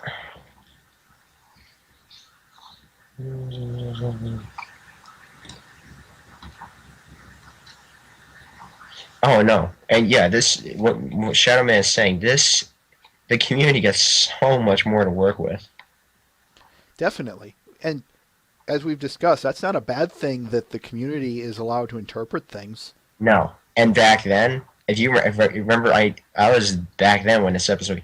Oh my God, there was so much think about like taking a fandom bomb of ideas and just dropping it on the fandom and just everybody's like, oh my God, we gotta draw a ton of Luna now. That's literally what it was. It was basically a complete refresher, and not only that, you have to remember too. And I don't know how many people in this chat were around during the summer of 2011, like I was. Is back then, Lauren Faust was still working on the show. There was nothing, okay? There was no hype, no nothing going into that season except for one thing that Faust said, because the fans were really getting on her case. Because remember, you had the entire season of no Luna, and all of a sudden, boom, she comes out about 3 weeks before the season airs, and she actually tells the fan base, yes, there will be a Luna episode. So that already built a ton of hype in there.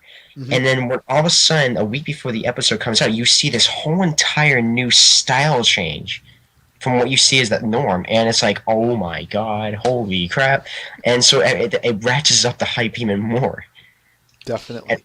And that's why I think a lot of people love about this episode. I think why it generates so much buzz is that, like we've been discussing, it's a 180 from what you normally expect.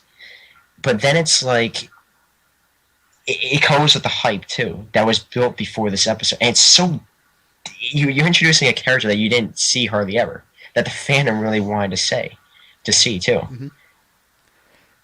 And that's kind of my thing is, I have to back up a little bit here. As people were saying, Twilight Magic said, you have a character that's relatable, almost like you, but is otherwise a blank slate. How are you going to interpret them? Yep. Probably as either a self-insert or your perfect being, your waifu, you could say. Mm-hmm. So with that in mind, now comes along this episode. Let's look at these traits here. At a lot of the traits here that Tim actually pointed out a lot of them. She still has that social awkwardness and archaic way of operating. You know, the Canterlot voice, but she's not shy. She's not mopey. She's none of those things. Which, for the record, I thank them for what it's known. Mm-hmm. But none of these personality traits really hurt that interpretation of the fan's interpretation, both the individual fan and the fandom. It never it never hurts it. At the worst, it does nothing. No. At the best, or I guess however you want to interpret it, best or worst. The best it is what you saw. Well, no, the best is what you saw come out of the episode. It was an explosion of ideas. Mm-hmm. People complete. And here's the thing: I'm trying to figure out how to word this because it's a really good point. The whole new character design completely overhauled everything because you now had a staple for what she is.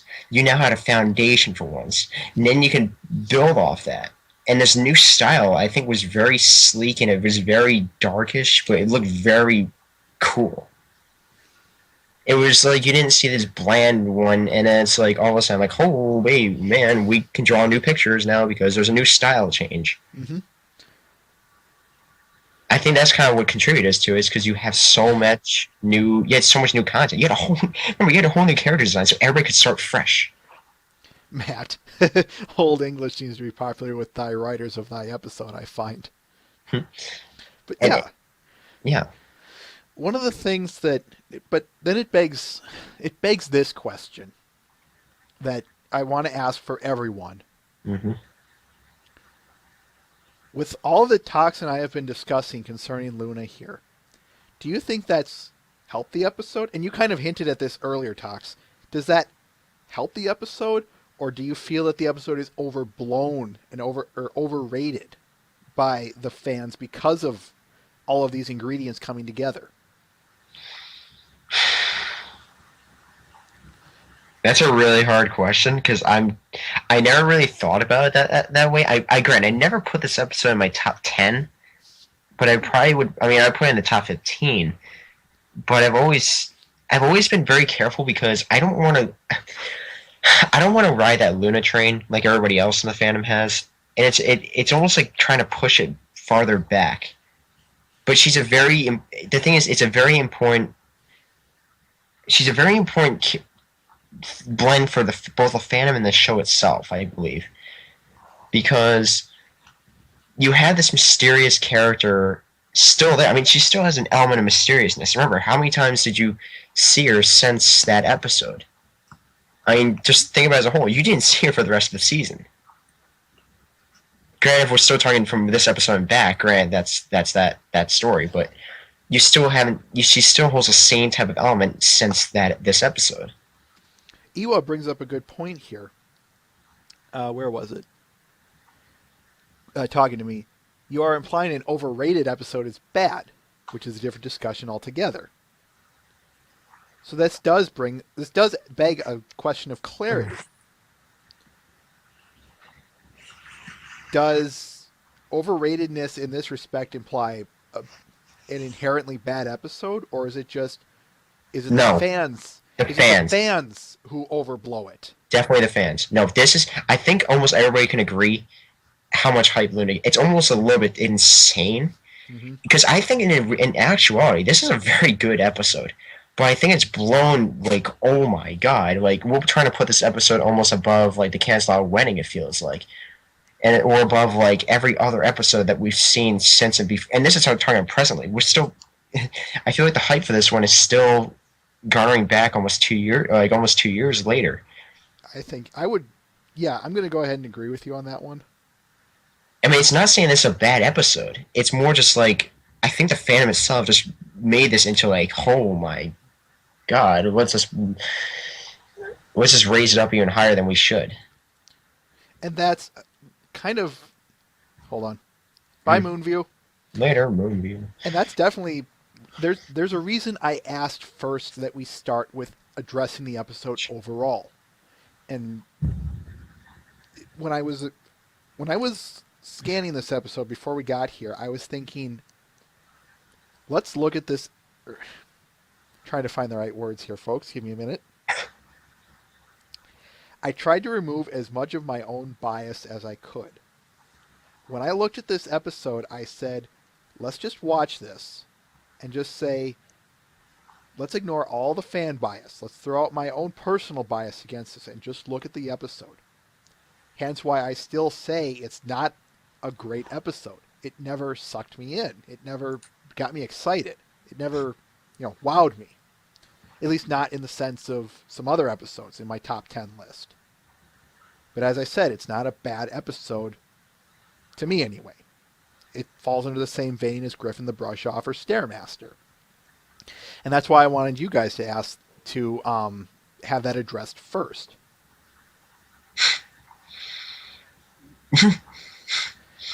It's just so. I mean, again, it's just very interesting because you almost had to be back when the fandom was first showing this episode, because it was very. I'm not gonna lie, I fell into the trap of it too. I fell. I mean, I didn't really, because here's the thing. I think the fandom. I think everybody here can agree. The fandom is literally freaking obsessed with her. I mean, Stop right there for a minute. Stop right there for a minute. Yes. I'm going to bring up a point Vest made. You remember that Were Luna pic of his? Yes.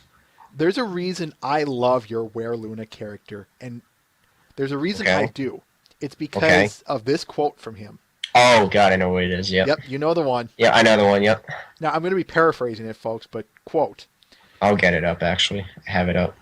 Quote. Do you want me to read it? I actually have it. Actually, go. Yeah, do it. Okay. Hang on, let me just double check it because I had to refresh the page because it wasn't all right. So basically, no, because he made this picture and it was back in April, and he basically said, let's see, it says. Okay, he says, you know how the fanfic community is inundated with Luna stories about her being sad and lonely and missing her pre-banished Mary Sue OC friends. Yeah. She apparently had, according to countless dozens headcanon, question mark. How does she spend most of her waking hours crying and pinning for her sister's love and forgiveness? And then Vez says, hi, nope. And he says, how about a ravenous wolf-eared weapon of mass destruction? He's like, now we're talking. That's my point. It's because one of the things I like is that you took a completely different. You took a nice big. You took a great spin on it, both the werewolf lore and Luna. Mm-hmm. Hence the irony. It's like, holy crap. Mm-hmm. Let's just try something a little bit different. Why do we have to perceive her? And again, this goes back to when it was during the season 1 off season. People had a lot of time. So since between you first saw her to this episode, you had the whole fandom getting this massive headcanon about, like, because you didn't see her much, so you can make up anything you want. About, like, people had this general idea because you had pictures of John Oseko and all these other people out there and many artists making up pictures that illustrated this one side, and then it built upon itself. So the fandom just went with it. But then this episode completely flipped everything around, saying, no, you can say, like, Luna's a kind of a hard, I don't know how I would agree with this. It was how I would term it, but I like to call her a hard ass in a sense. That's basically what it is. I mean, it was something different. So you had that kind of, like, gentle thing it's there, but it's more like not there. Because even in the other episodes, people still make her out to be that character, even today. But we've seen, even from this episode and since then, that no, she can be a stubborn prick, and that's all right. I like that. It wrecks the fandom's headcanon. It's like, that's fine by me. I don't mind this difference. So I think it's good. Go ahead. Sorry. I was to say, I think it's good. Then this begs another question that I think everyone here can answer. This notion of headcanon and preconceptions, is that a bad thing in the fandom? I'll specify. To this degree, is that a bad thing?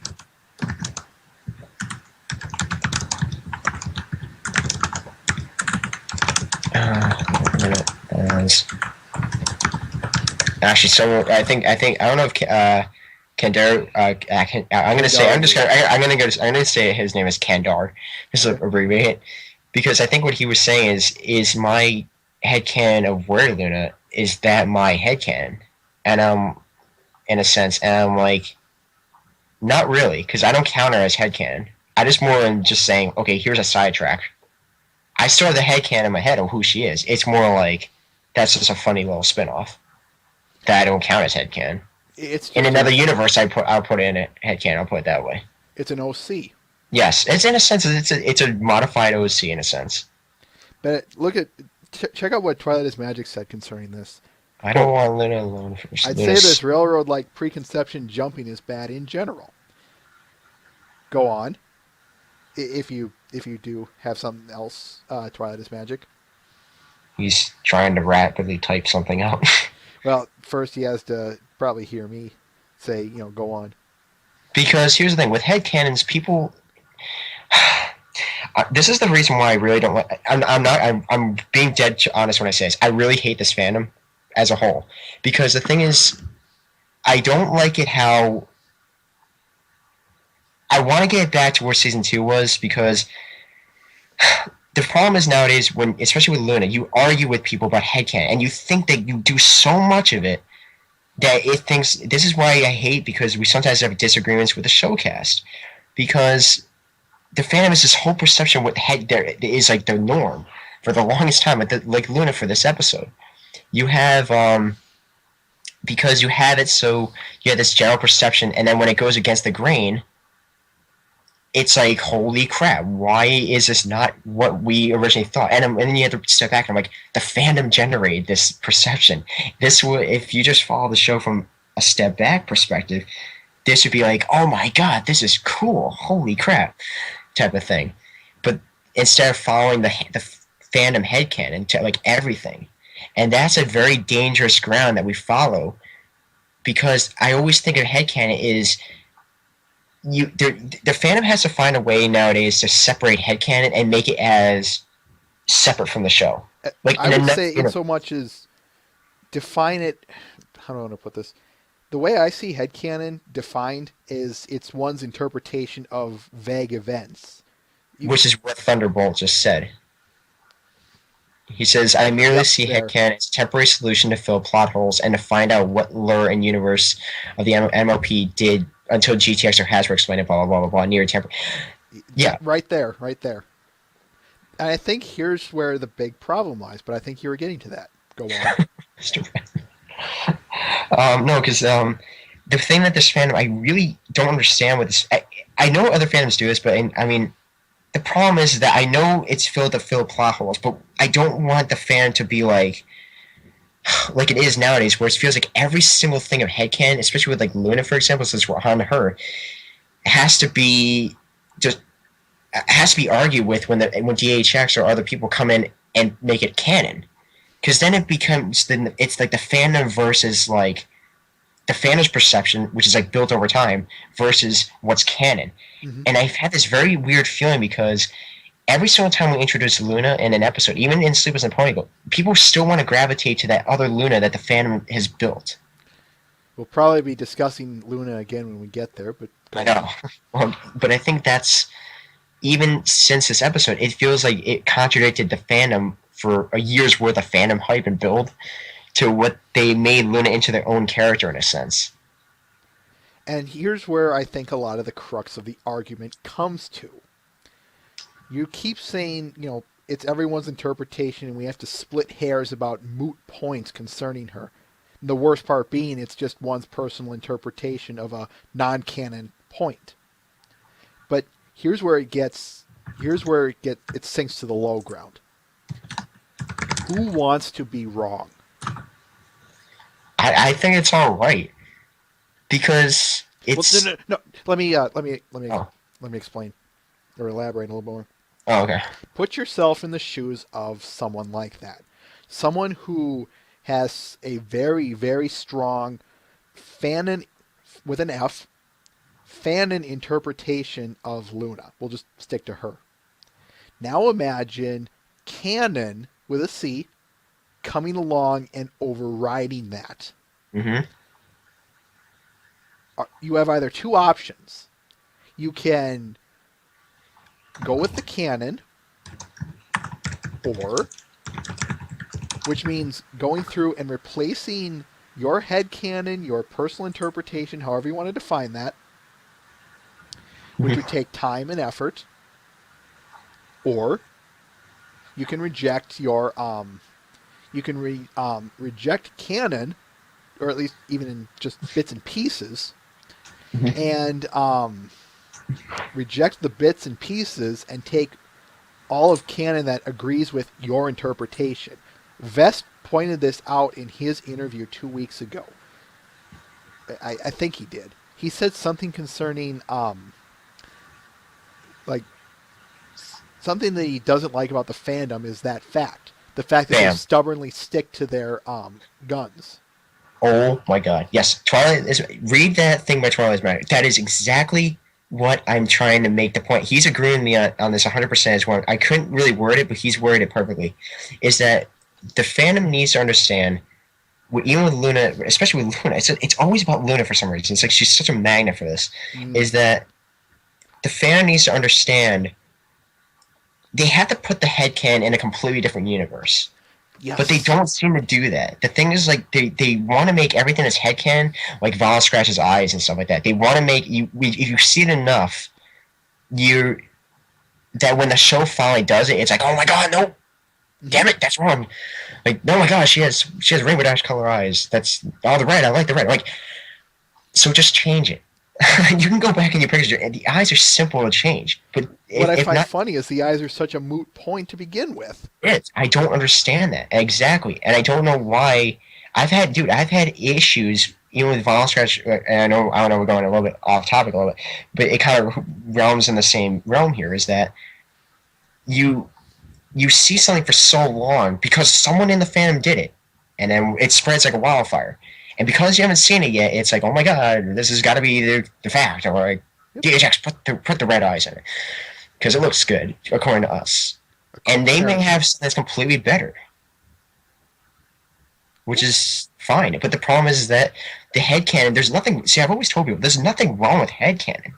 There's not, every person's gonna have headcanon. The problem. Go ahead. Sorry. It's the problem when you mix it in. Yes. Yes. It's when you mix it. This is why I told people it's like, oh my god, how do you explain Werler? How do you explain the DBZ ponies? How do you explain this? Is this headcanon? Like, no, my DBZ ponies are completely separate. This is like a completely different universe. It's like take the pony universe and add some DBZ elements. Take the MLP universe and put Werler in it. But separate them. This is why whenever I do my comics, I try and stick to the canon versions. Mm-hmm. But other than that, I have freedom to do the other stuff as long as I keep it in my head. This is a completely separate area. There's no, yeah. Check out Thunderbolt's, Kandaryu's, and Matt the Shadow Man's points. They're basically hitting some of the other angles. Yes.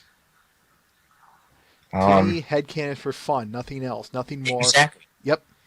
Exactly. It's for fun, and it's. I guess you guess. Although I think it is a way to fill in holes that weren't filled by the canon parts. But I totally agree because it says when the canon holes are filled, the fans need to recognize that. But that's where I mentioned Kandaru, is that this fandom is so. I don't know how to word this because I remember when I was back when I saw this Luna episode live it wasn't as bitter. It was more accepting, I should say, back then of this new version, even though you could still do the old stuff. But it was more accepting of like, okay, it's going to get a little bit used to it. You're going to take a little bit to get used to this, but you could accept it as being this is your new canon Luna. That's all right. And there was nothing wrong with it. It's just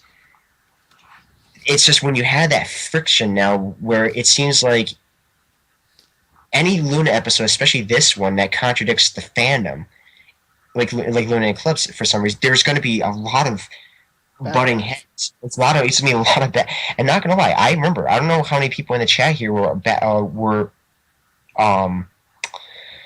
around back then at this time. If you saw it live, there was a tremendous like 50-50 where it's like, oh my god, I like this new version, and then it's like, oh my god, every fanfic, every single perception, color description of Luna was completely destroyed in a sense, and that meant people had to start over.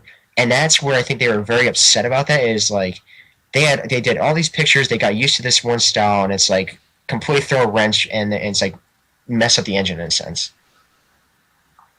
Yeah. And I don't know why that's the problem. I don't understand why people I mean, even now they still do it. Actually, even more nowadays, but that's a different story.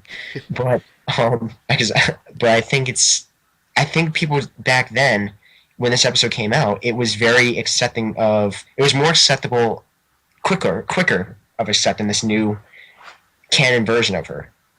It didn't mean you could still shut down doing all the season 1 style versions of her, for example.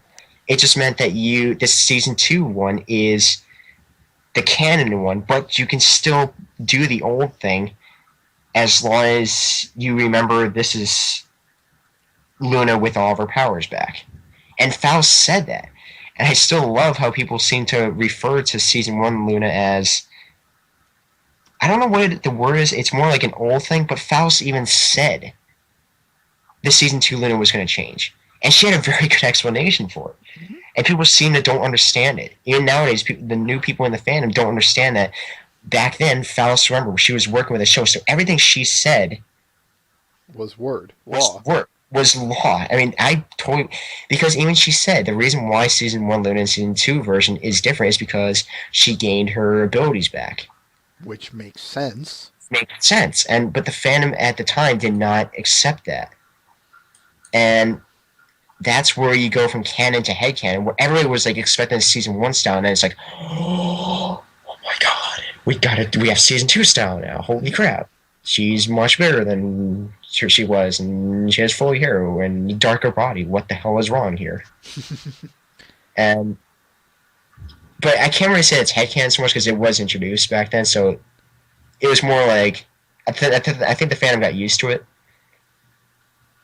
But see, this is where it goes to season 4. I want to see how they're going to handle this.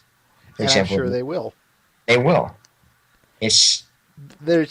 Check the chat for a minute. We've got people. Mr. Ben probably makes a good point. Headcanons themselves might seem like a good place to discuss in its own episode. Yes. Yeah, we have gone way over time here. We're 20 minutes past the 2-hour mark. But I think the thing is though, I think everybody's all right with going past this because this is a very good topic right now, and I think everybody's having fun with this right now. So it's in a flow, and I like that right now. Which is the kind of stuff I love to do. This is stuff I enjoy doing. And this is why this is what makes me come here every Sunday and do this. Yes, and this is why I say don't kill the flow right now, because this is a very it all builds back to this one episode. This one episode brought out an incredible influx of like canon versus headcanon thing. Again, this episode was it. We do have another a request for another stream after this, so we will at some point have to cut this off. 10 minutes, right? Yeah. Go on. No, because that was what I was saying. This episode was the episode that literally just. I'm not gonna. I'm trying to put this in a very good term that I think Twilight's Magic could understand. That I think Twilight Magic would agree on, and I think all the other people. This thing dropped the bomb on the entire fandom headcanon. This is the one episode that was, besides Lesson Zero at the time, that completely. I'm trying to figure this out. It basically completely blew up everything that was headcanon about Luna. And same with Twilight about being the bookworm thing with Lesson Zero. This one was the one that was like, boom thing. And I was like, holy crap. Like, it was a game changer, I'll put it that way. That's a good way of putting it. It was a game changer. This thing was the episode. I think this is the episode that really it started the rift. It began what it was, where it is today, where people began arguing headcanon versus canon. That's an interesting point. I never thought of that. So I want to say thank you for bringing that up. But yes. Go on. And I think, like, think about this. In season 1, you had all these very standard things. You had season 1 was like the law, the book, or whatever the heck it was. And in season 2, you introduced the Discord episodes, and you have Lesson Zero, and it's like, okay, Twilight's a freaking crazy person when it comes to like not studying or not getting letters on time. But then it's like, when you talk about the Luna episode, it's something that's completely different. It broke the mold in a sense. It was one of these things where this episode completely wrecked everything that was built up for a year. Mm-hmm. And then you had the friction between headcanon. And it did this throughout season 2. But it was a very good medium because you had so many episodes and so much headcanon that it really got blended in there very nicely. You bring up... Go ahead. Yeah. And then when you transition from this episode going forward with Luna, specifically Luna, it's like, holy crap. Like, we got Canon Luna, which is this stubborn prick Luna. Even when you see even in the Crystal Empire episode, she's like, can I go by myself and stuff like that? And she's like, no. So it's like, you gotta do this on your own, Twilight. Twilight's gotta do this. And Luna was skeptical, and she was like, really, like, good luck with Twilight on something I could easily do, no problem, type of thing. And then you have the canon version, the headcanon version is like, oh, she's this nice little Fluttershy type character. And it's like, I don't know why there is that friction. And I think it's, thinking back, it devolves from this one episode. You could expand that to people who who you could just about expand that to a lot of things in the fandom. Your point about the schisms, Mm-hmm. you could expand that to people who only like season 1, to people who only like season 1 and 2, or I wouldn't even say that, but if you were to ask me where a great schism lays, it would be in people who like season 1 and season 1 only versus people who like the other seasons on equal grounds. Yeah. There might be varying, I like season 2 more than season 3, or I like season 3 more than season 1, but not as much as season 2, etc. Yep. But they still have a liking for the succeeding seasons because of a different mindset, ultimately. Yep. And here's the problem, though. I think this is why there's such a great... Check out what Twilight is Magic is saying. Yeah, check out what he's saying. Yeah, it got so much flame war because it destroyed headcanons. And it's... Right there. Yeah, and Shadowman also has a good point there about the Ren and Stimpy thing, but strictly going on the MOP thing, it's like if you go by just how... I'm not going to say how much damage it did, it just... I'm trying to find out the word for this, is that the point where we got was the bitterness and how much upset people got when you destroy their headcanons. I think that's the problem that stemmed from Luna Eclipse. From that episode, it was like, oh my god, like, now I have to... I think people were also pissed because they had to rethink everything that they did. Which harkens back to what I said earlier. Who wants to be wrong? Yes. But then I keep telling people, why not continue your story, but just keep it in another universe? That's fine. There's nothing wrong with it. It's just finish the story and then move on to another one that, okay, make it more canon. But this is why I keep also harping on is that the fandom right now, I think, even when you go back to this episode, back then, I'm trying to make this comparison to where it is now. I'm trying to think of many people in the chat will agree with me on this because I've seen this from the perspective, like, remember, I'm one step in the fandom. I'm not more into it like that. There's all the drama and stuff. But from what I see it is, I'm trying to figure this, the acceptance back then of anything that was changed was more okay. And then when you come into where it is now, it's like if you say anything, one that devolves your headcanon, it's destroyed. And it's like then we got to argue it, and then people got to get all pissy about it. Yep. And of course, what happens? You and read then about it on EQD. Yeah, and then Hasbro sees it, and then they're like, oh my god, we can't trust these guys because they're going to freak out over every little thing. But remember, back then, during this episode, it wasn't. Remember, the fan was exploding around this time. It was huge. It was building, but it didn't have the same type of exposure still that it did after this, from the end of season 2, for example. So I think by then you had a lot of later J.E. Smith. I guess he's leaving. But this is. I'm trying to figure this out. How to word this? It's just you. I'm really trying to think of this.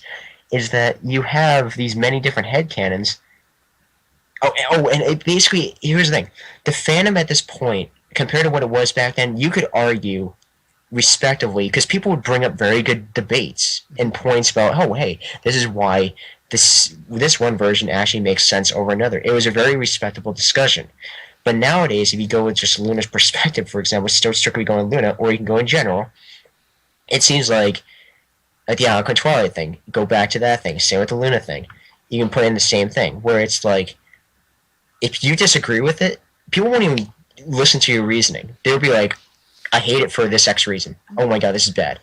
But they never listen to why people should be opposed. And there's nothing wrong, I always told you, there's nothing wrong with getting upset about, like, something that destroys your perspective, like, oh my god, this is wrong.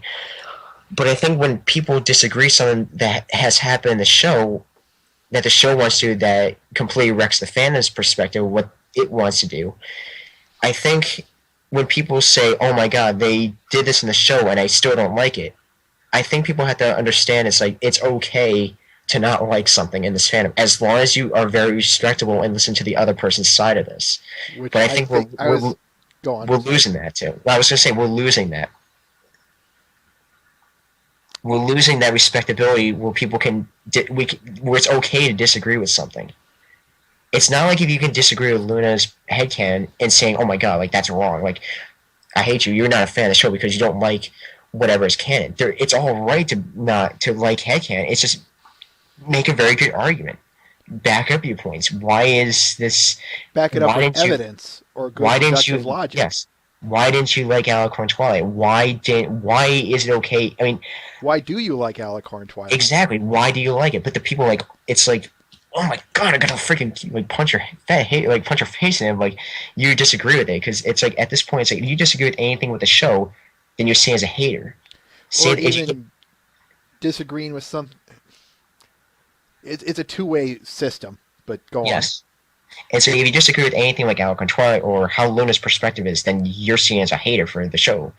But I also go back, and this kind of goes to the headcanon thing. There's nothing wrong with disagreeing. It's just keep it in perspective.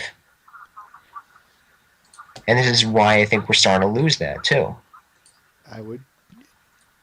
We're losing the respectability to actually...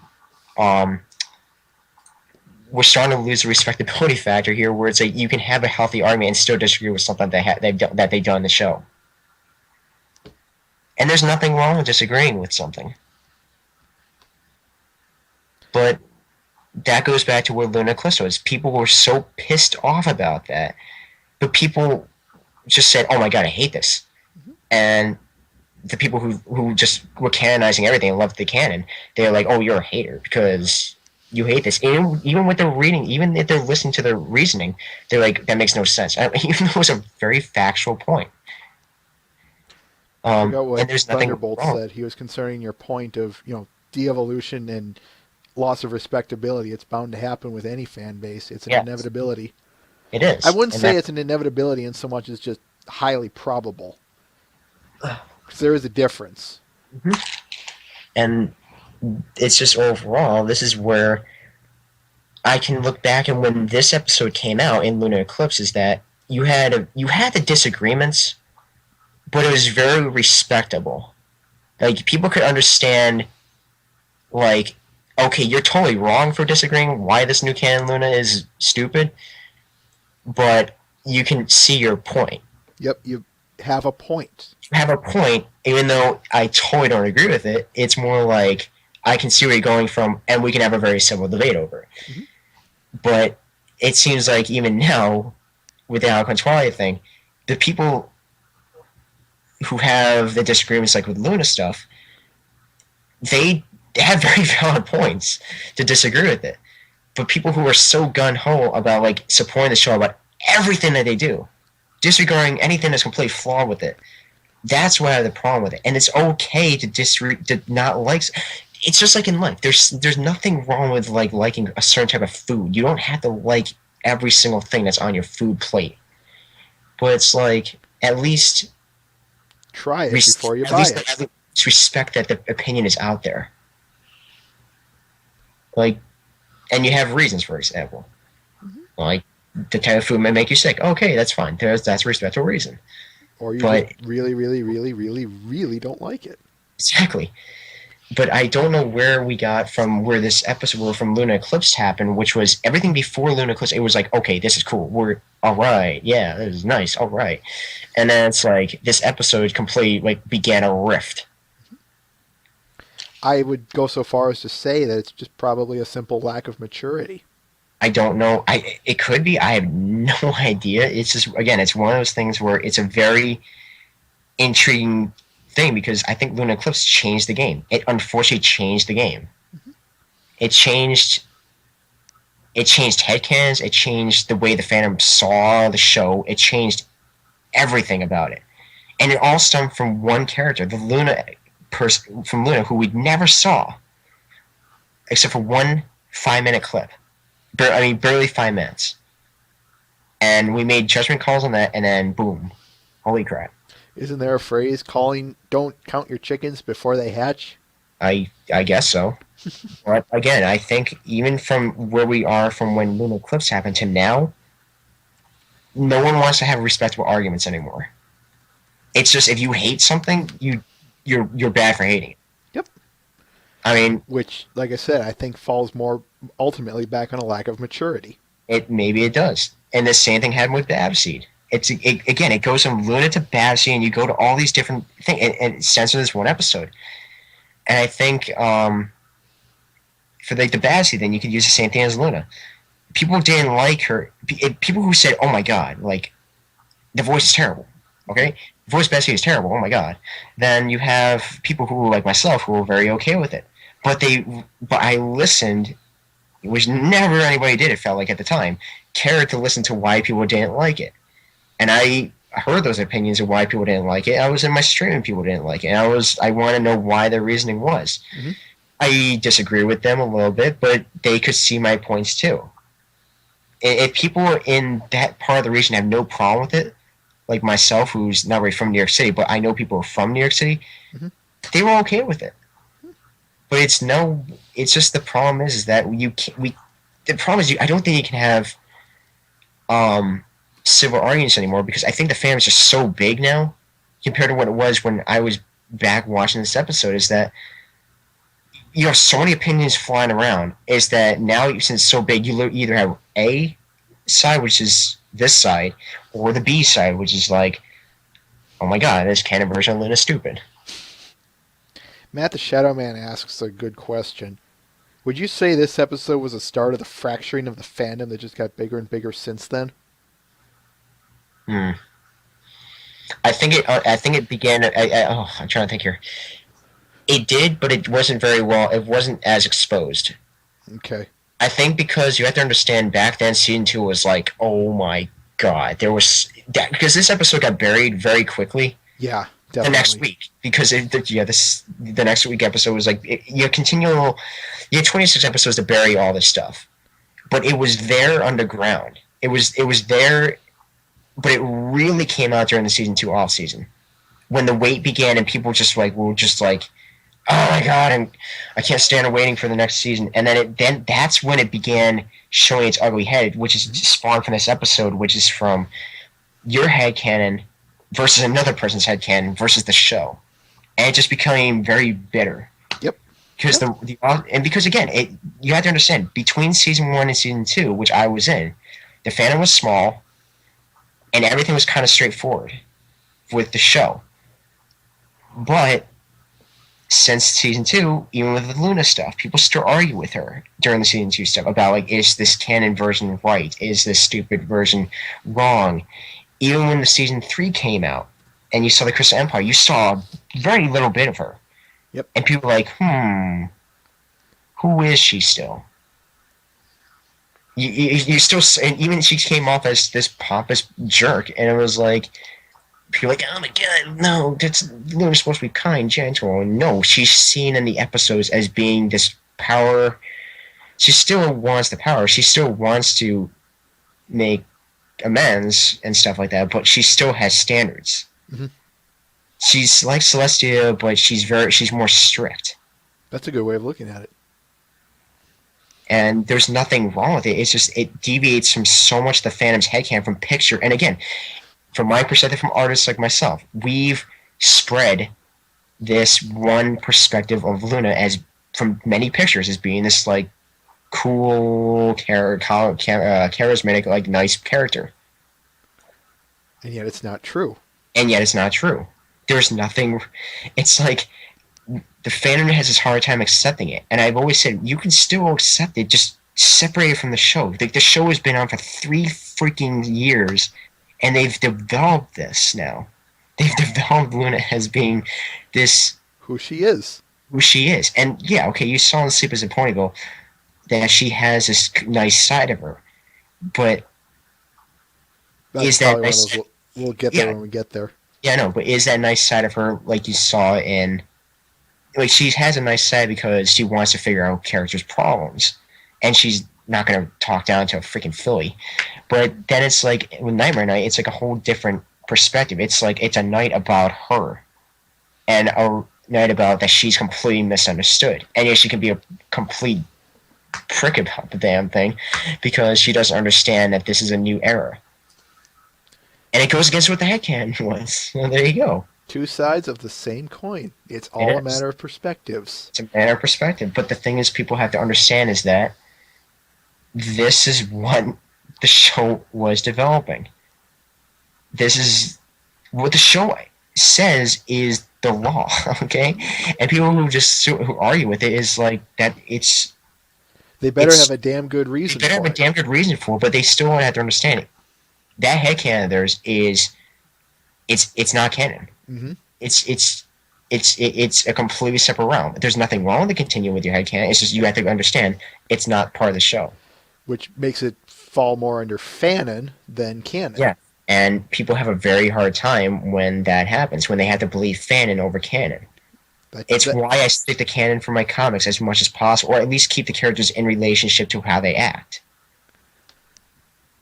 Yep. And people have gone on my case about that.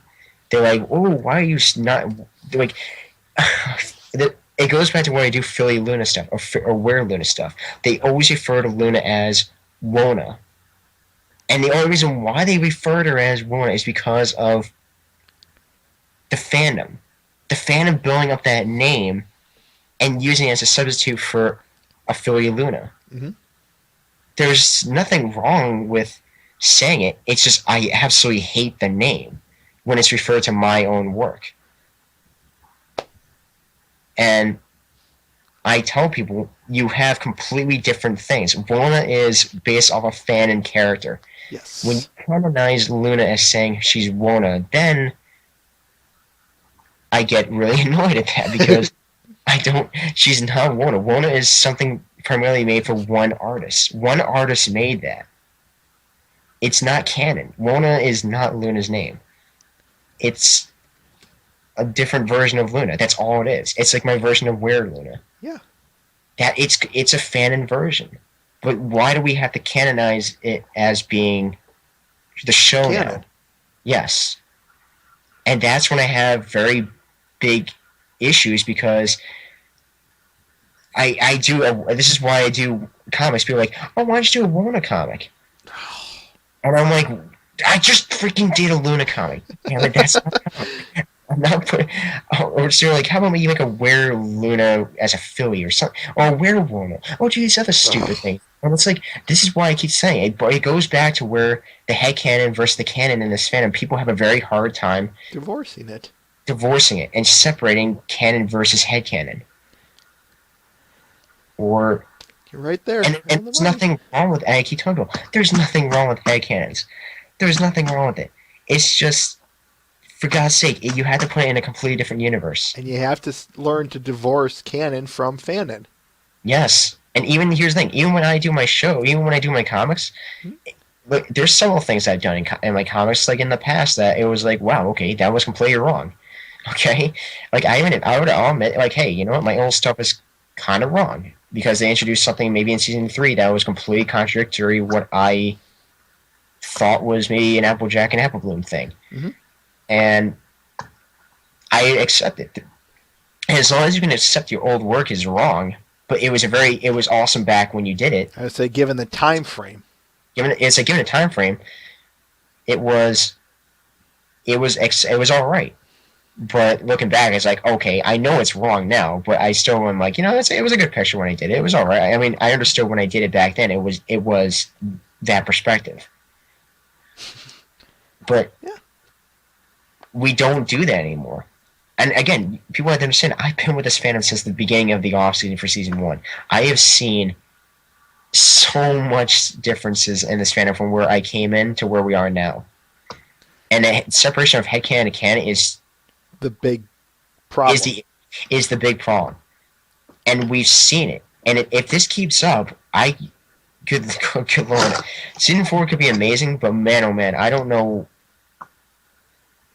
how the headcanon stuff is gonna deal with it. I always find just sit back and watch the world burn. Grab a fiddle for all I care. Personally, for me, I just watch it. This is why when I did the Lunar Eclipse episode, I watched it. I loved the episode. I thought it was a great episode. It was like, okay, I'll accept whatever they have here is canon. Because I never really got into drawing Luna much. All right, we have gone way over time here, folks. 42 minutes over. So we do have to wrap this up here. Yep. Tox, I want to thank you for coming on. I think you only made this episode that much better. I actually think, I don't know if this is true, but I think I don't know if a lot of people actually in the chat like this. I can tell they probably did, but I'm not sure. I just asked the chat if people actually enjoyed my respectable opinion on everything here. I did know going into this that when we got to Luna, it would get we would probably deviate more towards fan discussion and whatnot. But you know what? That's okay, because I knew we weren't going to have much to talk about with this episode. Or we probably could, but I figured, again, ultimately, I think there just wasn't much to discuss. And once we got to Luna, the fan and interpretation of her was just an inevitability. Yes. Which is fine, because I think that sparked damn good discussion. It's all right.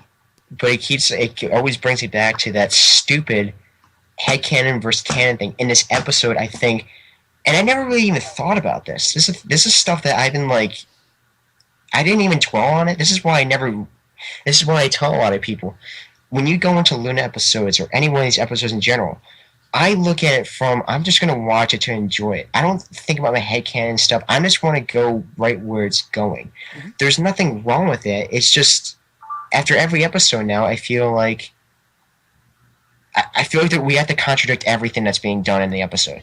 It's like we can't go... We can't just accept what's given. We always have to make a big deal out of it. We have to make a big deal. And honestly, God, we did that with Season 3. Mm-hmm. We did it. We made a big. The fandom made a big deal because it was overhyped, and holy crap, this is Season 3. Everything that's going to be canon in our headcanon for this all season of Season 2, we made new headcanon. Yeah. And look at what happened. It got shattered from the fans' perspective. From my perspective, it was all right. Because that's the problem. Everything I saw in Season 3 was okay. I didn't like certain episodes, probably, but overall, it was inevitable because the fandom is so crazy about everything that's being in there. Because you can contradict everything that's in the Season 2 headcanon and it be completely... And here's the thing, people think it's the show's fault for wrecking their headcanon. That's what they believe. And trust me on this, I know people in the chat can agree with this. I've seen this too much that people in this fandom rip apart the show for wrecking their headcanon. And even the IDW people were kind of getting on that case now and making fun of it. It's because we do it so... I don't think people in the chat here even do it, but it's more like you see how big the fandom is now. You just see it. You just see people are so attached to their headcanons. As Tim is saying. Yeah. And when they think that everything now in the show is bad. Mm-hmm. And that's where I think this is why I don't like it. Is that I don't like this is why when I introduced this, saying why I don't really I've never gone into the fandom more than just one or two steps into it. Is because it's so insane. It's just we gotta argue against everything, and it never was this. That's the problem. When I joined in, it never was like this, but something happened during the downtime between Season 2 and 3, and even until presently, that we're arguing everything that's wrong. Yep. It not goes in a good way. And it's not in a good way. It's because people cannot accept other people's opinions for not liking something. That's the thing. It goes back to Alicorn Twilight when I had a very good point saying, and it took a while for people to accept this opinion because it was completely honestly and very good point. I don't mind it. It was inevitable. But why was it done now? Yeah. And there's nothing wrong with it. And people shredded that opinion saying, oh, you are a hater, Tox. And I'm like, no, it's a very respectable thing. It's a very short thing because we all knew it was inevitable. We all knew we all knew even in headcanons it was going to happen. But then why in God's name did they do it now? That's the only thing where it's like I think everybody in their fix and everything else thought this would be like the very last thing. But when on earth did we go from being a very respectable, honest thing, like I said, which is very true. I mean, it's a very good point. But then you shred my opinion on it just because your headcanon saying whatever. Tim hit it on the head.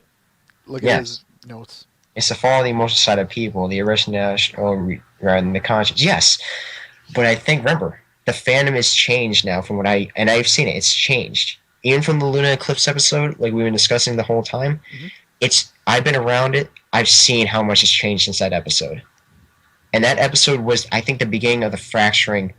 Never even considered it until you brought it up today. It was like maybe that was the episode that fractured everything. That began just because it starts doesn't mean it's going to be obvious. No, it wasn't obvious. That's the problem. I think it was masked until the season 2 off season when it really reared its ugly head after we started running out of content, and like because it was so big back at the end of season 2. But you have so many people that come in the fandom now, so many different opinions, so many different things. It's like people just want to say people want to black and white it now, whereas like if you disagree with it, then you hate the show. The problem is they're more graying it out than anything. Yes, but the problem is that you have a lot of those people now where it is you have people like me who are willing to accept the other side of the argument, at least argument-wise, because I'll listen to it, but there's a significant influx of people who are just ruining that and being like, you're wrong, no, you're wrong, no, you're wrong, no, you're wrong, screw you, no, you're wrong for one fact reason, not even giving a chance to let the other person explain. And this is why it's the bickering. And it stemmed from that probably this one episode. And it's why I've always been the person where people are like, Tox, are you in the fandom a lot? And I'm like, you must be great. You must love the fandom. I'm like, you wish. I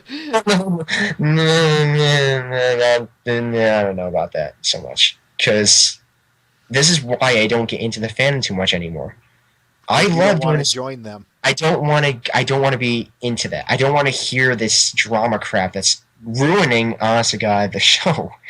It's in a sense, I have said since this episode probably, it was underground and then it reared its ugly head all from this one episode where it's like people just can't be a fan of the show anymore, I believe.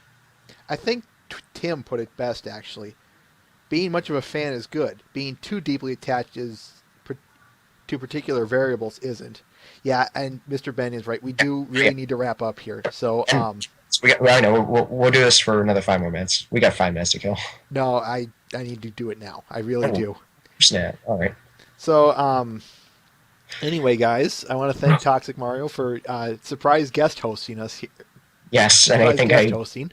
Yes, that was interesting. I definitely thank you for that because I think everybody here in the chat actually finally got to vent out something that was. I think everybody agreed. Everybody knew in this chat. They just never had the chance to really speak about it. Mm-hmm. Like they knew it was out there, but I don't think they really got the chance to find someone or realize how many people agree with their stance. And if anything, I just hope that some eyes were open. I think a lot of people were, but I think a lot of people also agreed.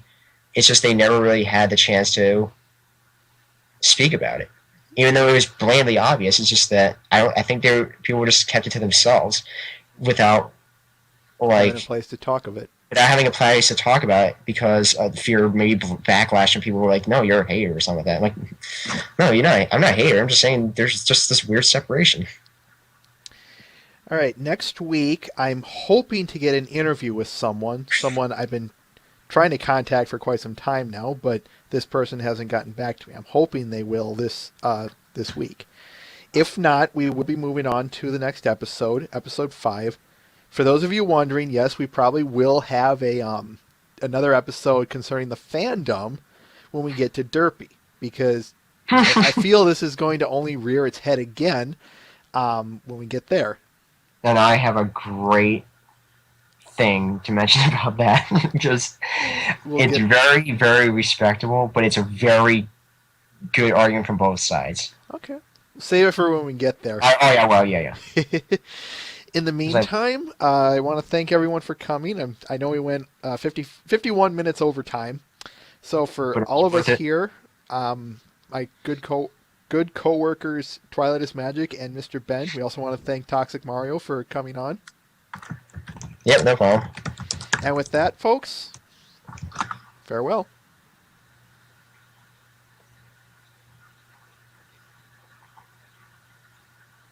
Yeah, that was cool. Hold the phone for a sec. There's always got to be a time after that I have to hold it so that the chat gets the sign off. Ah, yes.